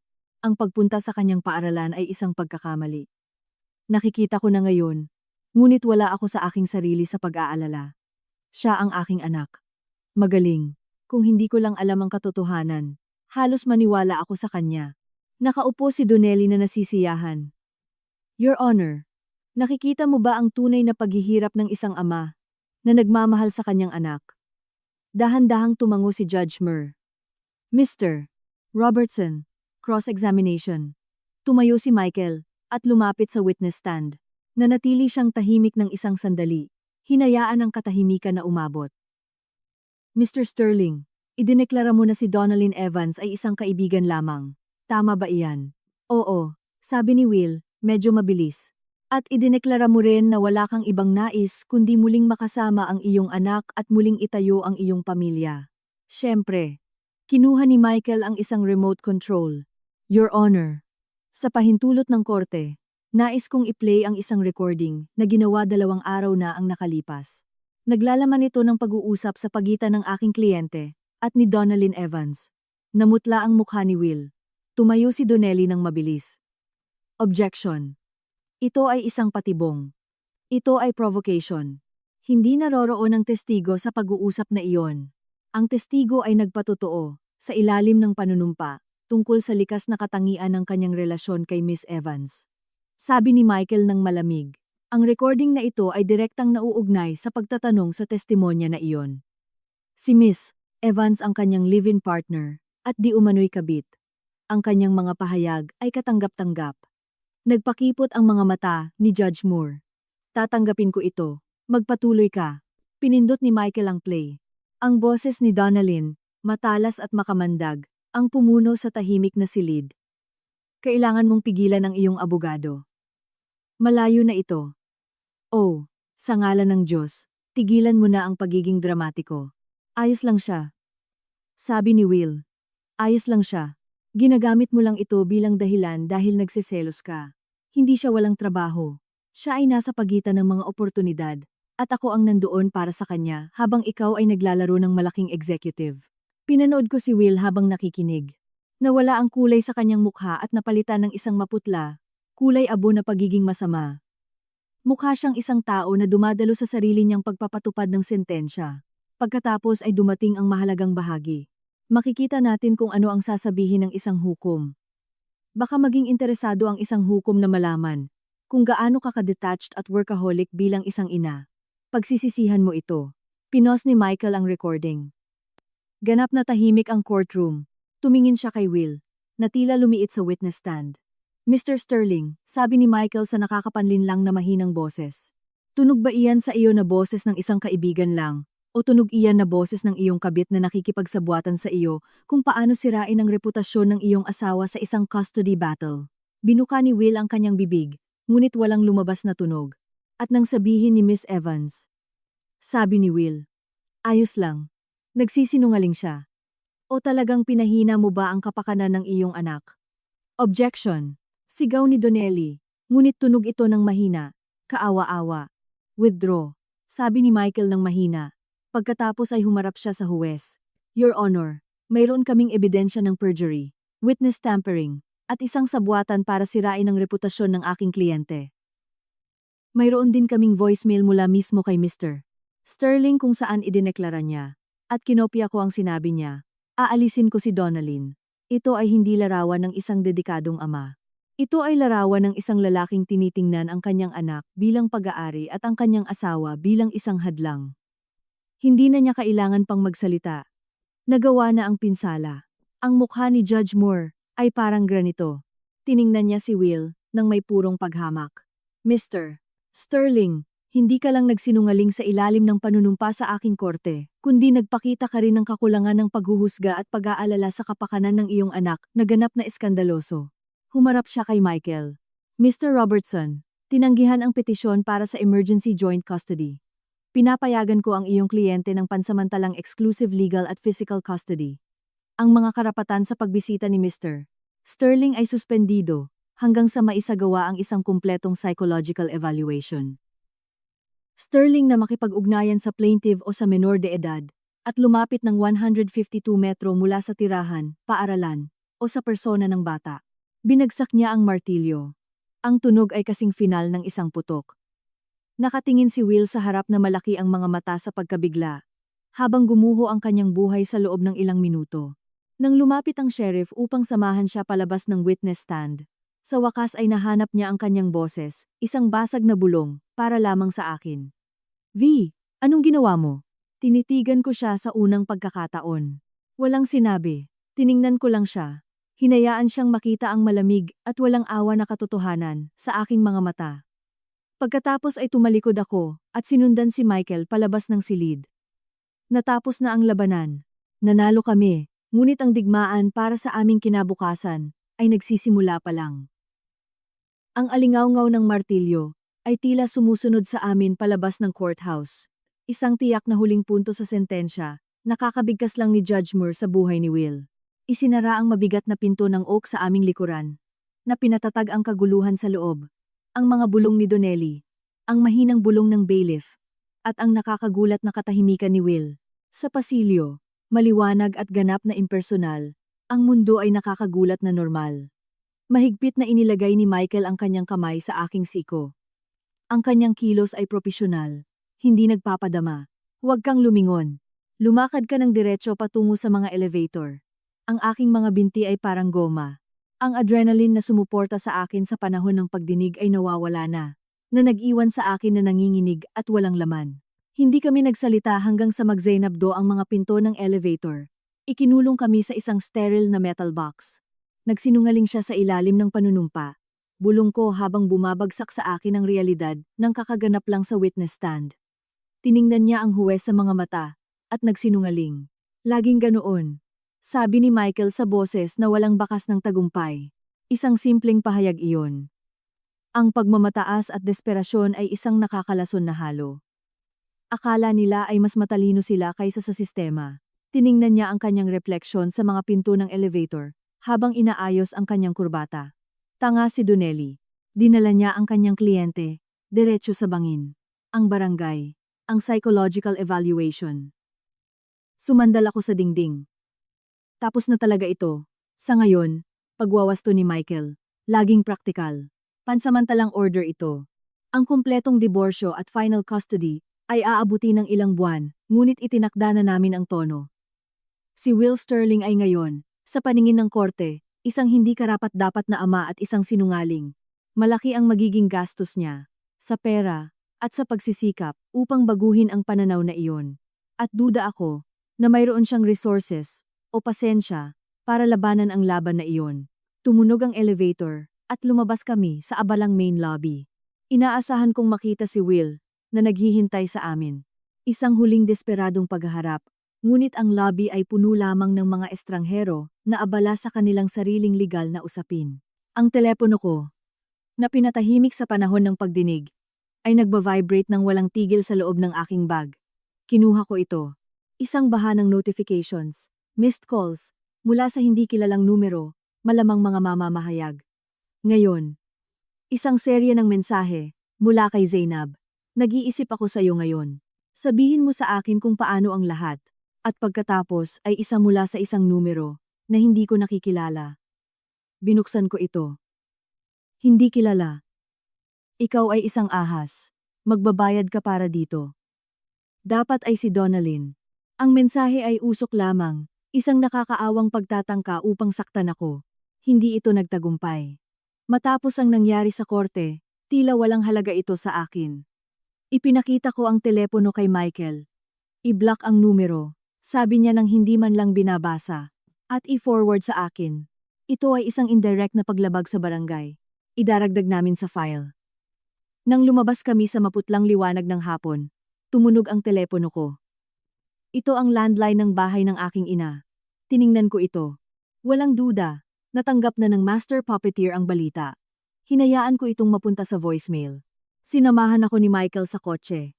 Bumalik ka kay Scarlett, kumilos ka ng normal. Ito ay isang tagumpay. V, isang malaki. Ngunit ang pinakamahalagang magagawa mo ngayon ay maging isang stable at kasalukuyang ina. Magtatalaga ang korte ng isang guardian ad litem upang kumatawan sa mga interes ni Scarlett. Ang iyong pag-uugali mula ngayon ay kasing halaga ng nangyari sa loob. Tumango ako patungo sa courthouse. Alam ko, sabi ko habang binubuksan ang kotse. Salamat Michael, sa lahat. Iyan ang bayad mo sa akin. Sagot niya ng may manipis na ngiti. Ngayon, umalis ka. Tatawagan kita bukas pagkatapos kong kausapin si Donnelly. Inaasahan ko ang isang settlement offer bago matapos ang linggo. Nagmaneho ako pabalik sa apartment na parang nasa ulap. Ang lungsod ay pareho, ngunit naramdaman kong lubos akong nabago. Nandoon ako sa korte, at tinawag kong sinungaling, at hindi karapat-dapat na ama ang aking asawa. At naniwala ang huwes sa akin. Nang buksan ko ang pinto ng apartment, sinalubong ako ng amoy ng sinigang. Nakaupo si Zainab sa maliit na mesa kasama si Scarlett, na may bilog na orange sauce sa paligid ng kanyang bibig. Mama, bumaba si Scarlett sa silya, at tumakbo sa akin, niyakap ang aking mga binti. Lumuhod ako at niyakap siya ng mahigpit, nilalanghap ang malinis at simpleng amoy ng kanyang shampoo. Ito, ang lahat ay para dito. Kumusta ang nangyari? Tanong ni Zainab. Malaki ang mga mata sa pag-asa. Tiningnan ko siya sa balikat ni Scarlett. Nanalo kami. Buong temporary custody. Barangay. Itinakip ni Zainab ang kanyang kamay sa bibig. Oh, salamat sa Diyos. Lumapit siya at niyakap kaming dalawa. Sobrang masaya ako para sa iyo, V. Matapos umalis si Zainab, pinaliguan ko si Scarlett at pinatulog siya ng maaga. Ang emosyonal na bigat ng araw ay sa wakas ay bumabagsak sa kanya. Habang binabasahan ko siya ng kwento, nag-vibrate ang telepono ko sa bedside table. Isa pang hindi kilalang numero, at pagkatapos ay isa pa, at isa pa. Dumating ang mga ito isa-isa. Mabilis, parang maikling pagsabog ng galit. Hindi kilala, sinira mo ang buhay ko. Hindi kilala, sana masaya ka. Hindi kilala, anak ko rin siya. Selfish. Hindi kilala. Hindi mo ako kailanman mapapalayo sa kanya. Kailanman. Nakakuha na naman si Will ng bagong numero. Ang mga mensahe ay ganap na nawalan ng kontrol. Isang galit na pagkatok sa pader na itinayo ko. Hindi na ito banta, kundi mga sigaw ng isang lalaking alam niyang talo na siya. Hindi ako nakaramdam ng takot. Nakaramdam ako ng malalim at pagod na awa. Nag-screenshot ako ng lahat, at ipinadala sa email kay Michael, nang walang anumang sinabi. Ang sistema na ang bahala sa kanya ngayon. Nakaupo ako sa sala ng tahimik. Ang tanging liwanag ay nanggaling sa lungsod sa labas ng bintana. Hindi na nakakatakot ang katahimikan ng apartment. Payapa na ito. Atin na ito. Dumating ang isang huling mensahe. Mula ito sa aking ina. Si Dra. Vikir. Ang ginawa mo sa kawawang lalaking iyon ngayon ay hindi mapapatawad. Tunay na naging halimaw ka. Huwag mo akong tatawagan. Hindi ako sumagot. Burado ko lang ang mensahe. Sa wakas, natuyo na ang nakakalason na balon. Hindi pa tapos ang digmaan. Mayroon pa ring mga papeles, negosasyon, at isang final divorce decree.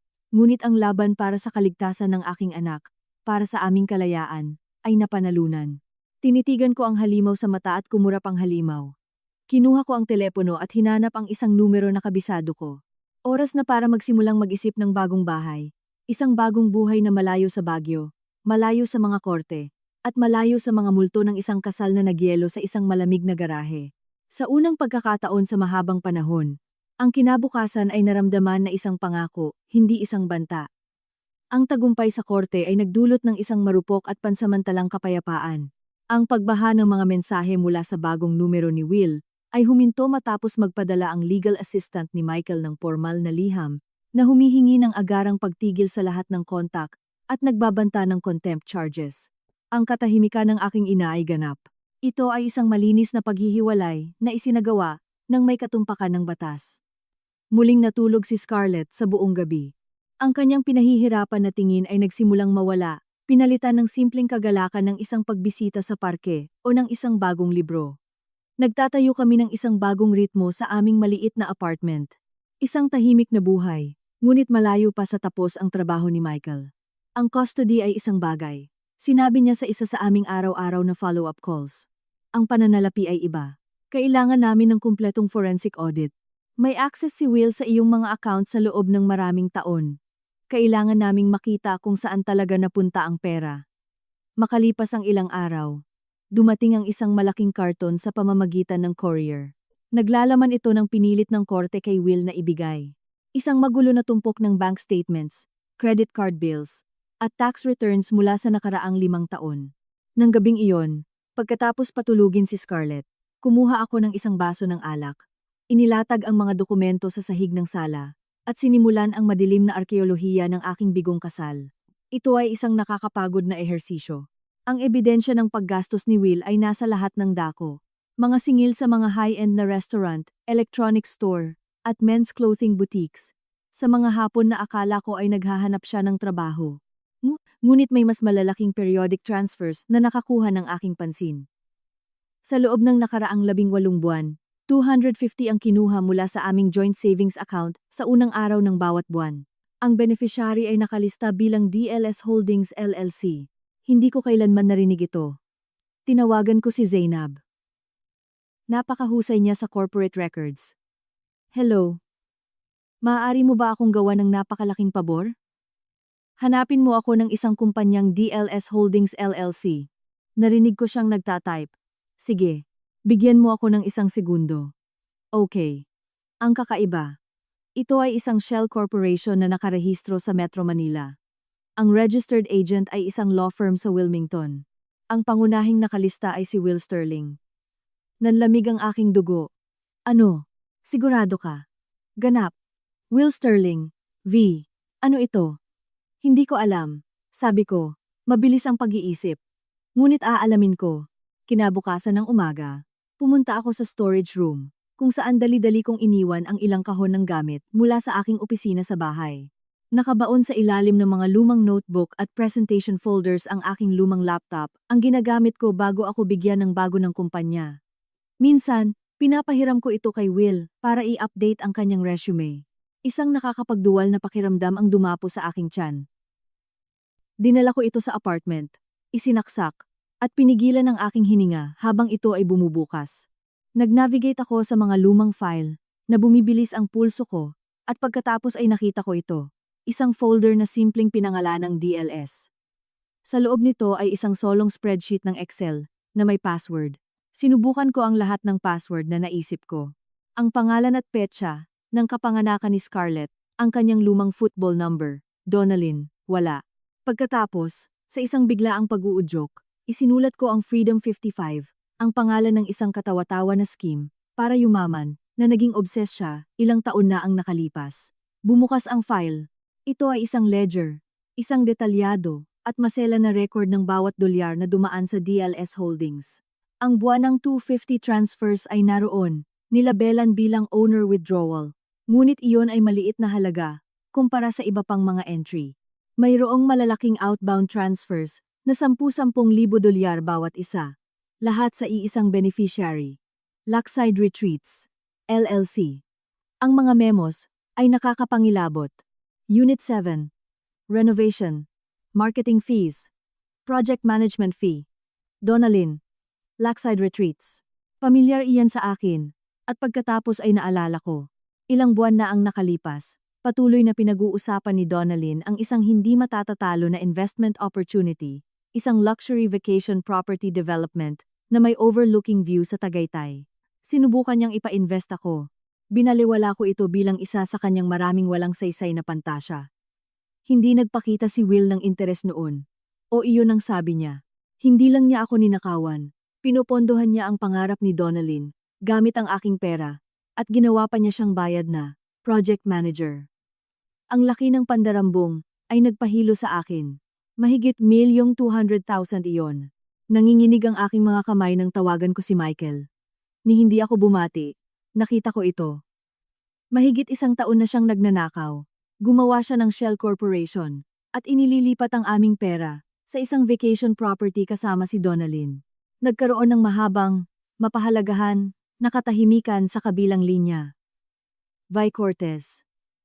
Sabi ni Michael sa boses na puno ng isang uri ng madilim na paghanga. Ikaw ay isang regalo na hindi humihinto sa pagbibigay. Magkano? Mahigit 1,100,000. Baka higit pa. Mayroong transfer sa isang kumpanyang tinatawag na Lakeside Retreats. Lakeside Retreats. Tumaas ang tono ni Michael. Narinig ko ang pangalan na iyon. Sandali. Narinig ko ang paggalaw ng mga papeles. Oo. Lumabas ang isang maliit na tala sa business section. Ilang buwan na ang nakalipas. Ang principal ay inakusahan ng securities fraud. Ang buong proyekto ay isang scam. Ito ay isang Ponzi scheme. Kumiling ang silid sa paligid ko. Hindi lang ako ninakawan ni Will. Itinatapon niya ang aking pera sa isang black hole, sa isang kriminal na negosyo na pinamamahalaan ng napakatalino na kasosyo sa negosyo ni Donalyn. Michael, ito ay federal. Oo, Sabi niya sa malinaw at excited na boses. Wire fraud, mail fraud, posibleng money laundering. Hindi na ito isang simpleng kaso ng diborsyo. V.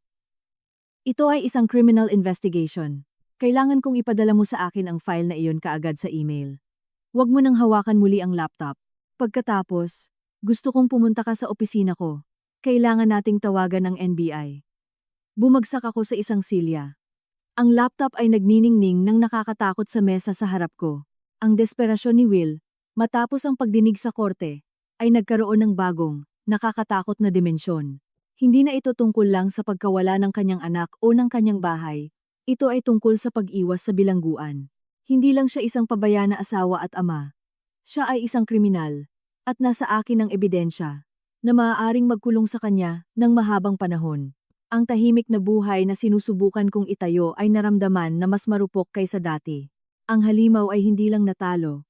Ito ay kinulong. At ang isang nakakulong na hayop ay ang pinakamapanganib sa lahat. Ang linggo, matapos ang pagtuklas ng ledger, ay naging isang buhawi ng tahimik at nakakatakot na aktibidad. Si Michael, na tapat sa kanyang salita, ay may mga koneksyon sa Baguio NBI office. 2 ahente, isang seryosong lalaki, na nagngangalang Greco at isang matalas ang tingin na babae, na nagngangalang Isikaba, ang dumating sa opisina ni Michael upang kunin ang aking pahayag at kumuha ng kopya ng hard drive. Magalang sila, propesyonal, at nagtanong sa akin ng mga nakakapanindig balahibo na tanong. Mayroon ba kayong anumang kaalaman tungkol sa DLS Holdings bago ang pagtuklas na ito, Mrs. Sterling? Sa inyong kaalaman, kasangkot ba ang inyong asawa sa anumang iba pang negosyo kasama si Donalyn Evans? Nagpahayag ba kayo ng anumang pag-aalala tungkol sa pinagmulan ng mga pondo para sa proyekto ng Lakeside Retreats? Ang sagot sa lahat ay isang matatag at nakakagulo na hindi. Bawat tanong ay lalo lang nagpapalakas ng lawak ng panlilinlang ni Will. Hindi na ito isang marital dispute. Ngayon, isa na akong saksi sa isang federal na kaso ng pandaraya laban sa aking magiging ex-asawa. Agad na nagbago ang estratehiya ni Michael. Ang proseso ng diborsyo ay napunta sa pangalawang lugar. Ang prioridad ngayon ay ang criminal case. Hayaan ng NBI na magpilit, payo niya. Kung mas matibay ang kanilang kaso, mas malaki ang bentahe natin sa diborsyo. Magmamakaawa siya para sa isang settlement na kinabibilangan ng pagbibitiw sa kanyang mga karapatan bilang magulang. Naglalaro kami ng isang mapanganib na laro ng paghihintay. Sinubukan kong panatilihin ang pakiramdam ng pagiging normal para kay Scarlett, ngunit ang background anxiety ay pare-pareho. Sa bawat hindi kilalang numero na lumalabas sa aking telepono ay napapatalon ako. Nakita ko ang aking sarili, na sinusuri ang mga patay na lock ng 3 beses bago matulog. Hapon na ng Huwebes, umuulan, nang dumating ang tawag hindi mula sa NBI o kay Michael. Nakatago ang numero. Halos hindi ko sinagot, ngunit may kakaibang pagkausyoso, isang pangangailangan na marinig ang boses ng lalaking tinutulungan kong ilibing, ang nagtulak sa akin na pindutin ang berdeng button. Hello, V. Si Will ito. Ang kanyang boses ay magaspang. Nawalan ng histerikal na galit kanina. Ito ay ang patag, walang laman na tono ng ganap na pagkatalo. Kailangan nating mag-usap, pakiusap. Wala tayong pag-uusapan, Will. Alam mong hindi ka dapat makipag-ugnayan sa akin. Pakiusap, nagmakaawa siya. Basag ang salita. 5 minuto. Iyan lang ang hinihingi ko sa iyo. Alam ko ang tungkol sa NBI. V. Alam kong kinausap mo sila. Isang kurot ng takot ang dumaan sa akin. Paano niya nalaman? Wala akong sasabihin sa iyo. Kung ganoon, pakiusap, pakinggan mo ako. Pagpipilit niya, bumabalik ang desperasyon sa kanyang boses. Makipagkita sa akin sa isang pampublikong lugar. Sa parking lot sa ilalim ng iyong gusali. Nasa kotse ako. Maaari kang manatili sa labas. Magiging ligtas ka. Pakiusap lang, hayaan mo akong makita ang mukha mo. Hayaan mo akong subukang ipaliwanag. Ito ay isang napakalaking hangal na ideya.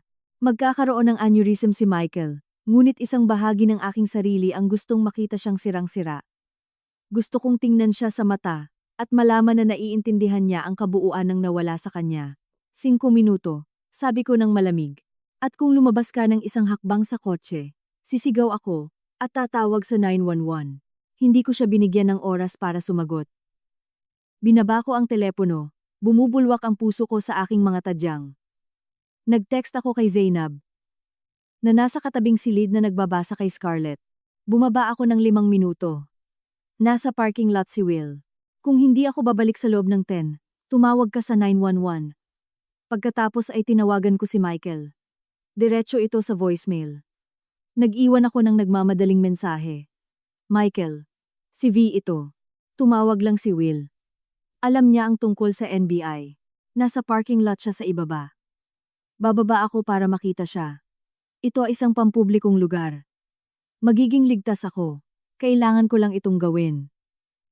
Bumaba ako sa elevator papunta sa basement level. Madilim ang garahe at amoy semento at usok ng kotse. Halos walang tao sa oras na iyon. Nakita ko ang kanyang sira-sirang sedan na nakaparada sa isang liblib na sulok, malayo sa mga security camera. Nasa full alert ang lahat ng aking senses. Nanatili ako malapit sa mga elevator. Hawak ang telepono sa aking kamay. At ang aking hinlalaki ay nakasuspinde sa kontak ni Zainab. Bumukas ang pinto ng driver at lumabas si Will. Mas malala ang hitsura niya kaysa sa korte. Namayat siya. Nakasabit ang kanyang damit. Hindi siya lumapit. Sumandal lang siya sa kotse na nakasuksok ang kanyang mga kamay sa bulsa. Salamat sa pagbaba, sabi niya. Ang kanyang boses ay umalingaw-ngaw sa malaking espasyo. Anong gusto mo, Will? Nagsimula na ang 5 minuto mo. Tapos na ako. V, sabi niya.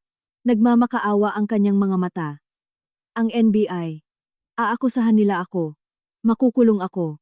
Dapat naisip mo iyan bago ka magnakaw ng $250,000, sabi ko sa nagyayelong boses. Si Donalyn iyon, bigla niyang sabi, na parang may nabasag na dam. Lahat ay ideya niya. Ang Shell Corporation, ang Lockseed Project, sabi niya ay siguradong panalo. Sabi niya, dodoblehin namin ang pera sa loob ng 6 na buwan. Sinusubukan ko lang magbigay para sa atin, para sa iyo at kay Scarlett. Tiningnan ko siya ng may pagkasuklam. Kahit sa huli ay pinagpapasapasahan pa rin niya ang sisi. Magbigay sa pamamagitan ng pagnanakaw sa akin, pagkulong sa ating anak sa garahe. Huwag mo nang subukang ipinta ito bilang isang marangal na pagsisikap. Sakim ka at tanga. Sumubsob ang kanyang mga balikat. Alam ko. Nagkamali ako. Patawarin mo ako ng labis. Humakbang si V ng kalahati. Humakbang ako pabalik sa elevator. Huminto siya at itinaas ang kanyang mga kamay. Pakiusap, kailangan mo akong tulungan. Kausapin mo ang NBI. Sabihin mo na hindi pagkakaunawaan lang, na pinahintulutan mo ang mga transfers. Kung gagawin mo iyon, kung sasabihin mo lang na marital matter iyon, isa Zainab nila ang kaso. Ang lakas ng kahilingan ay nagpatahimik sa akin. Gusto mo bang magsisi ako sa ilalim ng panunumpa? Na akuin ko ang iyong krimen? Nababaliw ka ba? Iyon lang ang paraan. Sigaw niya, basag ang boses. Hindi mo ba nakikita? Kung makukulong ako, wala na akong mawawala. Lalabanan kita kay Scarlett hanggang sa aking huling hininga. Kaladkarin kita sa impyerno, ngunit kung tutulungan mo ako, pipirmahan ko ang kahit anong gusto mo. Ang diborsyo, ang custody, lahat. Aalis ako. Hindi mo na ako muling makikita kailanman. Ito ay isang banta at isang pakiusap na nakabalot sa isang bagay. Isang nakakulong na hayop. Tiningnan ko ang sirang-sirang lalaki na sinusubukang makipagnegosasyon sa isang buhay na sinira na niya. Ang huling bakas ng awa na maaaring naramdaman ko para sa kanya ay naglaho. Wala kang maaaring ipagbanta sa akin na mas masahol pa sa nagawa mo na, sabi ko sa mahina at matatag na boses. Hindi kita ililigtas, Will. Ililigtas ko si Scarlett mula sa pagkakaroon ng kriminal na ama. Gumuho ang kanyang mukha. Ang huling kislap ng pag-asa ay namatay sa kanyang mga mata. Kung gayon, iyon na ba? Sisirain mo lang ako. Iyan ay ikaw mismo ang gumawa. Sagot ko. Tumalikod ako at pinindot ang elevator button. V, hintay! Sigaw niya ng desperado. Hindi ako lumingon. Bumukas ang elevator doors nang may tunog. Pumasok ako at pinindot ang button ng aking palapag. Habang nagsa-Zainab ang mga pinto, nakita ko pa rin siya doon. Isang nag-iisang figura sa dilim, sa wakas at lubusan ng mag-isa. Pagbalik sa apartment, nilock ko ang pinto at sumandal dito. Nag-angat ng tingin si Zainab mula sa sofa, na puno ng tanong ang mukha. Huminga ako ng malalim. Tapos na, sabi ko. At sa unang pagkakataon, ay lubos akong naniwala. Ang paghaharap sa parking lot ay nag-iwan sa akin ng isang malamig at malinaw na katiyakan. Hindi nabanta si Will. Isa na siyang multo. Patay na siya at inilibing ng kanyang sariling mga gawa. Nawala ang takot. Pinalitan ng isang madilim na determinasyon na tapusin ito. Kinabukasan ng umaga, isinalaysay ko ang buong pag-uusap kay Michael. Desperado siya, sabi ni Michael, na may bahid ng kasiyahan sa kanyang boses. Ang alok na iwan ng laban, para sa custody kapalit ng perjury ay extortion. Idaragdag namin iyan sa file. Magiging interesado ang NBI. Paano mo ito kinakaya? Ayos lang ako, sabi ko.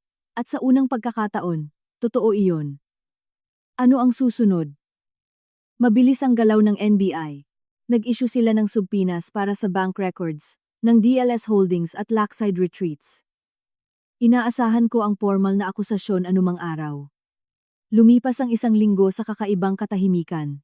Nag-focus ako kay Scarlett, sa paghahanap ng bagong bahay, sa pagtatayo ng balangkas ng aming bagong buhay. Nasa isang pulong ako kasama ang isang real estate agent na pinag-uusapan ang mga bentahe ng isang school district sa isang tahimik na suburb nang mag-vibrate ang telepono ko. Si Zainab ito. Humingi ako ng paumanhin at lumabas sa pasilyo. V, buksan mo ang balita. Kahit anong channel. Ngayon, ang puso ko ay lumundag. Nakahanap ako ng waiting area na may TV na nakasabit sa dingding. Ang screen ay nagpakita ng isang live feed sa harap ng isang anonymous na opisina ng gusali. Nakasulat sa ibaba, lokal na ahensya ng real estate, investigasyon sa pandaraya. Ang reporter ay nagsasalita sa kamera. Isinagawa ng mga ahente ang isang search warrant kaninang umaga sa mga opisina ng Lakeside Retreats dito sa Oakbrook. Ito ay bahagi ng patuloy na investigasyon sa isang di-umano'y multi-million-dollar Ponzi scheme na target ang mga investor. Ibinabalita namin na malapit na ang mga pag-aresto. Hati ang screen, nagpakita ng pangalawang live feed. Nanlamig ang aking dugo. Ito ang aking bahay, ang aming bahay, na iniwan ko ilang linggo na ang nakalipas. Dalawang itim na SUV ang nakaparada, nang basta-basta sa driveway. Habang pinapanood ko, dalawang figura ang lumabas sa harap ng pinto. Si Will at Donalyn ay ineskorta ng mga ahente ng NBI na walang ekspresyon ng mukha. Nakayuko ang ulo ni Will. Nakasubsob ang mga balikat. Sinusubukang itago ang kanyang mukha mula sa mga kamera. Si Donalyn naman ay ibang istorya. Magulo ang kanyang buhok. Ang kanyang mukha ay baluktot sa galit. Lumalaban siya sa mga taong humahawak sa kanyang braso. Sumisigaw ng isang bagay na hindi nakuha ng mikropono. Mukha siyang wala sa kontrol. Wala sa sarili. Ang boses ng reporter ay excited. At sa isang nakakagulat na paralel na pangyayari, inaresto lang ng mga ahente ng NBI ang dalawang tao sa tirahan na ito sa North Shore, kaugnay sa Lakeside Retreats case. Nakilala namin sila bilang Will Sterling at Donalyn Evans. Ipinapahiwatig ng aming mga sources na nahaharap sila sa wire fraud, mail fraud, at conspiracy charges. Nakatayo lang ako doon, hindi gumagalaw, pinapanood ang buhay na iniwan ko na gumuho sa national television. Tapos na. Talaga, tapos na. Tumunog ang telepono ko. Si Michael ito. Siguro nakikita mo na, sabi niya. Nakikita ko na, bulong ko. Mabuti. Huwag kang magsabi ng kahit ano sa sinuman, kahit isang komento sa mga mamamahayag. Maglalabas ako ng maikling pahayag sa ngalan mo. Nagpapahayag ng iyong pagkagulat at iyong buong pakikipagtulungan sa mga awtoridad. Ito ang pinakamagandang posibleng resulta para sa atin. V ay hindi makikipaglaban para sa custody mula sa isang federal detention center. Nagbago ang screen sa isang press conference. Nasa podium ang DOJ prosecutor para sa Northern District of Illinois na sinamahan ni na Agents Greco at Isikaba, isang sopistikadong scheme upang dayain ang mga investor ng mahigit 2 milyon, sabi ng taga-usig. Ang mga akusado ay gumamit ng isang network ng mga shell corporation, kasama ang isa na tinatawag na DLS Holdings, upang mag-launder ng pondo at lumikha ng ilusyon ng pagiging lehitimo. At pagkatapos ay dumating ang huling suntok. Bukod pa rito, nagpatuloy ang taga-usig. Mayroon kaming ebidensya na ang pangunahing akusado, si Will Sterling, ay nagnanakaw ng mahigit 1,100,000 mula sa kanyang asawa, upang pondohan ang mapanlinlang na negosyo na ito. Lahat ng ito habang nakikipagsabuatan sa kanyang kapwa-akusado, si Donalyn Evans, upang itago ang pagnanakaw. Pinatay ko ang telebisyon. Hindi ko na kailangang makita pa. Ang mga kahihinatnan ay mabilis at ganap. Sina Will at Donalyn ay tinanggihan ng piyansa. Itinuturing na panganib sa pagtakas. Ang kanilang mga mugshot, ang kay Will na may walang laman, talunan na tingin, ang kay Donalyn na may mapanghamong pagngisi, ay lumabas sa lahat ng lokal na news website. Ang kwento ay may lahat sex, pagtataksil, at financial crime. Pagkalipas ng ilang araw, dumating ang bagong papeles ng diborsyo.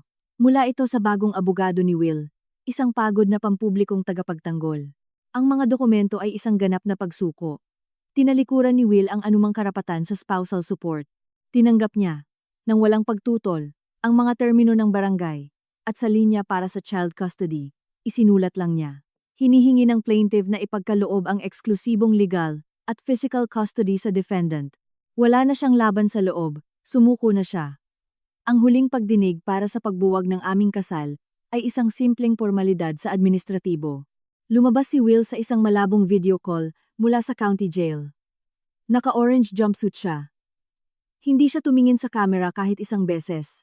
Nang tanungin siya ng huwes kung tinanggap niya ang mga termino, bumulong siya. Oo, Your Honor. Umabot lang ng wala pang 5 minuto. Bumagsak ang martilyo. Malaya na ako. Lumabas ako ng courthouse sa maliwanag na sikat ng araw. Nasa tabi ko si Michael. Tapos na, sabi niya. Tapos na, inulit ko. Inabot niya sa akin ang isang business card. Gusto ng guardian ad litem ni Scarlett na mag-schedule ng home visit sa susunod na linggo. Isang formality lang, kailangan lang niyang makita na ligtas at stable ang kapaligiran ni Scarlett.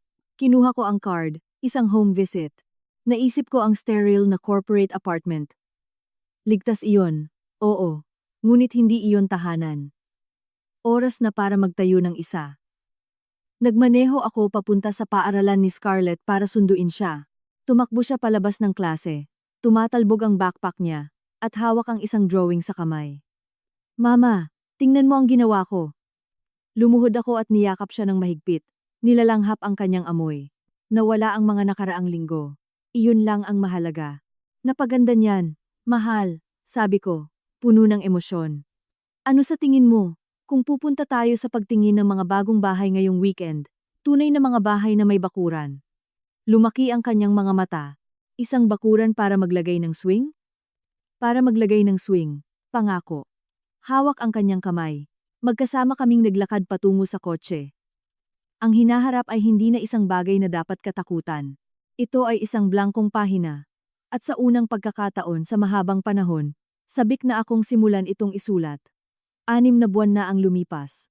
Ang malinaw at asul na tubig ng El Nido, Palawan ay umabot sa abot tanaw. Isang pilak na kalawakan sa ilalim ng isang malambot at maulap na langit. Ako ay nasa deck ng aming bagong bahay. Isang modernong cedar and glass residence na nakatayo sa ibabaw ng talampas sa labas ng Seattle. Amoy asin at pine ang hangin. Isang malinis at sariwang amoy na naging kapayapaan na. Sa pamamagitan ng sliding glass doors, nakikita ko si Scarlett. Ang kanyang buhok ay mas pula pa sa mainit na liwanag ng sala, na tinuturuan ng kanyang lola, si Marie, ang asawa ng aking ama, kung paano ayusin ng tama ang kanyang bagong koleksyon ng stuffed animals sa window seat. Lumipad si Marie para makasama kami ng isang linggo, isang tahimik at matatag na presensya na naging hindi inaasahang suporta sa gitna ng bagyo. Ang paglipat mula sa Baguio ay isang nagpapadalisay na apoy. Ibinebenta namin ang bahay, ang pinangyarihan ng napakaraming pagtataksil sa isang batang pamilya. Ang asawa ay malapit ng manganak at may mukha na puno ng pag-asa habang nililibot niya ang mga silid na lubos naming gustong iwanan. Ang natira pagkatapos bayaran ang mortgage at ang mga utang ni Will ay sapat na para sa isang magandang down payment dito. Dinala lang namin ang mga kinakailangan, ang aming mga damit, ang mga laruan ni Scarlett, at ilang sining na nagtatago ng magandang alaala. Ang iba pa, ang mga multo ng buhay kasama si Will, ay ibinebenta o idinonate. Ito ay isang ganap at tiyak na paghihiwalay. Nag-vibrate ang telepono ko sa railing. Isang email mula kay Michael. Ang subject ay Sterling V. Sterling, Final Judgment. Naka-attach ang scanned copy ng order, na pirmado ng huwes. Tiningnan ko ang legal na jargon. Opisyal na ito. Ang kasal ay binubuwag. Nasa akin ang buong legal at physical custody. Ang parental rights ni Will ay winakasan, batay sa kanyang plea of guilty at ang plea agreement na tinanggap niya upang maiwasan ang paglilitis. Siya ay magiging isang pangalan sa isang birth certificate. Wala na. Wala akong naramdaman. Walang tagumpay. Walang kalungkutan. Isang burokratikong pormalidad lang iyon. Ang tuldok sa dulo ng isang mahaba at masakit na pangungusap. Isang linggo pagkatapos, dumating ang isa pang liham. Ito ay nasa makapal na opisyal na papel. Ang address ng nagpadala ay mula sa isang Federal Correctional Institution. Hinawakan ko ito ng matagal. Ramdamang makapal, walang awa na papel sa pagitan ng aking mga daliri. Hindi ko kailangang buksan ito para malaman kung sino ito. Naisip kong itapon ito nang hindi binabasa, ngunit isang bahagi ng aking sarili ang nangailangan ng ganitong tiyak na pagsazainab. Binuksan ko ang sobre. Ang sulat ay nanginginig, hindi makikilala. Vi, hindi ko alam kung bakit ako nagsusulat sa iyo. Baka dahil wala na akong ibang matakbuhan. Nagpatotoo si Donalyn laban sa akin. Sabi niya, ideya ko raw lahat. Nakulong ako ng 10 taon. Siya, 3, para sa pakikipagtulungan. Araw-araw iniisip ko si Scarlett. Sana isang araw, sabihin mo sa kanya na nag-aalala ako. Na mahal ko siya sa sarili kong paraan, kahit nabaluktot iyon. Alam kong wala na itong kahulugan. Dito sa loob, maraming oras para mag-isip. Iniisip ko ang gabing iyon sa garahe. Iniisip ko ang ekspresyon ng iyong mukha nang bumalik ka. Nagalit ako sa iyo ng napakatagal, ngunit ngayon alam ko na sa sarili ko ako galit. Tinapon ko ang lahat. Para saan? Para wala. Palagi kang masyadong mabuti para sa akin. Siguro, sa wakas, napansin mo. Hindi, wala akong inaasahang sagot. Huwag kang sumagot, wala nang dapat sabihin. Will, binasa ko ito ng isang beses lang. Pagkatapos ay maingat na tiniklop. Inilagay muli sa sobre, at pumasok sa kusina. Nagkiskis ako ng posporo at idinikit ito sa isang sulok ng papel. Ibinagsak sa stainless steel sink. Pinanood ko ang apoy na lumalamon sa kanyang mga salita, ang kanyang paghingi ng tawad, ang kanyang pagkaawa sa sarili. Lahat ay naging itim na abo, at tinangay ko ito sa lababo gamit ang tubig. Iyon ang tanging sagot na makukuha niya kailanman. Ang nakaraan ay abo, ang hinaharap ay ngayon. Isang buwan pagkatapos, nasa podium ako sa isang eleganteng convention center sa Puerto Princesa. Puno ang silid ng mga kababaihan. Marami sa kanila ay may ganoong tingin, na dating nasa akin. Pagod, takot, ngunit may matatag na kislap sa kanilang mga mata. Ito ang launch gala ng Scarlett Foundation, isang non-profit organization na itinatag ko upang magbigay ng legal na tulong at suporta sa mga kababaihan at bata na tumatakas sa mga mapang-abuso na sitwasyon. Inayos ko ang mikropono. 6 na buwan na ang nakalipas. Sinimulan ko sa malinaw at matatag na boses sa tahimik na silid. Umiiyak ang aking anak sa nagyayelong sahig ng garahe. At akala ko ay tapos na ang buhay ko. Akala ko nabigo ko siya. Ngunit natutunan ko na ang sirang tiwala ay hindi ang katapusan ng kwento. Ito ang simula ng bago. Isang kwento kung saan tayo ang magpapasya kung ano ang susunod na mangyayari. Nagsalita ako tungkol sa paghihiwalay, kontrol sa pananalapi, emosyonal na manipulasyon na nagpapahirap sa napakaraming kababaihan. Nagsalita ako tungkol sa labirint ng legal na sistema, at nagsalita ako tungkol sa hindi kapani-paniwalang kapangyarihan ng paghahanap ng iyong sariling boses, iyong sariling lakas. Hindi natin mababago ang nakaraan. Sabi ko habang ang aking mga mata ay nakakita kay Scarlett na nakaupo sa unang hilera sa tabi ni Marie, nagpapagalaw ng kanyang mga binti at nakikinig ng mabuti. Ngunit maaari tayong magtayo ng bagong kinabukasan. Isang kinabukasan kung saan ligtas ang ating mga anak. Isang kinabukasan kung saan tayo ang arkitekto ng ating sariling buhay. Nagsisimula ang lahat sa isang hakbang. Nagsisimula ito sa paniniwala na ikaw at ang iyong mga anak ay karapat-dapat na ipaglaban. Ang palakpakan ay napakalakas. Pagkatapos, isang mahabang pila ng mga kababaihan ang lumapit upang kausapin ako. Ang kanilang mga kuwento ay parehong nakakalungkot at nakakapagbigay inspirasyon. Nakita ko ang aking sarili na sumasalamin sa kanilang mga mata at alam ko na ang sakit na aking dinanas ay may layunin. Dinala ako nito rito. Kinabukasan ay isang maliwanag at sariwang Sabado. Nagmaneho kami ni Scarlett papunta sa Leo Beach, na kumikinang ang mga nagtataasang limestone cliffs ng Palawan sa kabilang ibayo ng tubig. Inalis namin ang aming sapatos at naglakad sa tabing dagat, ang malamig at matigas na buhangin sa ilalim ng aming mga paa. Ang hangin ay nagpapakpak sa aming buhok, At tumatawa si Scarlett. Isang purong, masayang tunog, na siyang pinakamalaking tagumpay sa lahat. Tumakbo siya, hinabol ang mga seagull. At pagkatapos ay tumakbo pabalik sa akin na may kulay rosas na pisngi. Inilagay niya ang kanyang malamig na maliit na kamay sa akin. Mama, sabi niya, nakatingin sa akin na may mga matang kulay dagat. Oo, mahal, gusto ko dito, simpleng sabi niya. Tahimik. Kinusot ko ang kanyang kamay. Ang aking puso ay puno, na akala ko ay sasabog. Ako rin, naglakad kami ng tahimik sandali, pinapanood ang pagdating at pagpunta ng mga alon. Mama, makikita pa ba natin si Papa? Hindi ako nagulat sa tanong. Matagal ko na itong hinihintay. Lumuhod ako sa buhangin para maging ka-level niya. Hindi, mahal ko, malamang hindi. Gumawa si Papa ng napakasamang desisyon. At ngayon kailangan niyang lumayo para ligtas at masaya tayo. Pinag-isipan niya ito sandali. Bahagyang kumunot ang kanyang noo.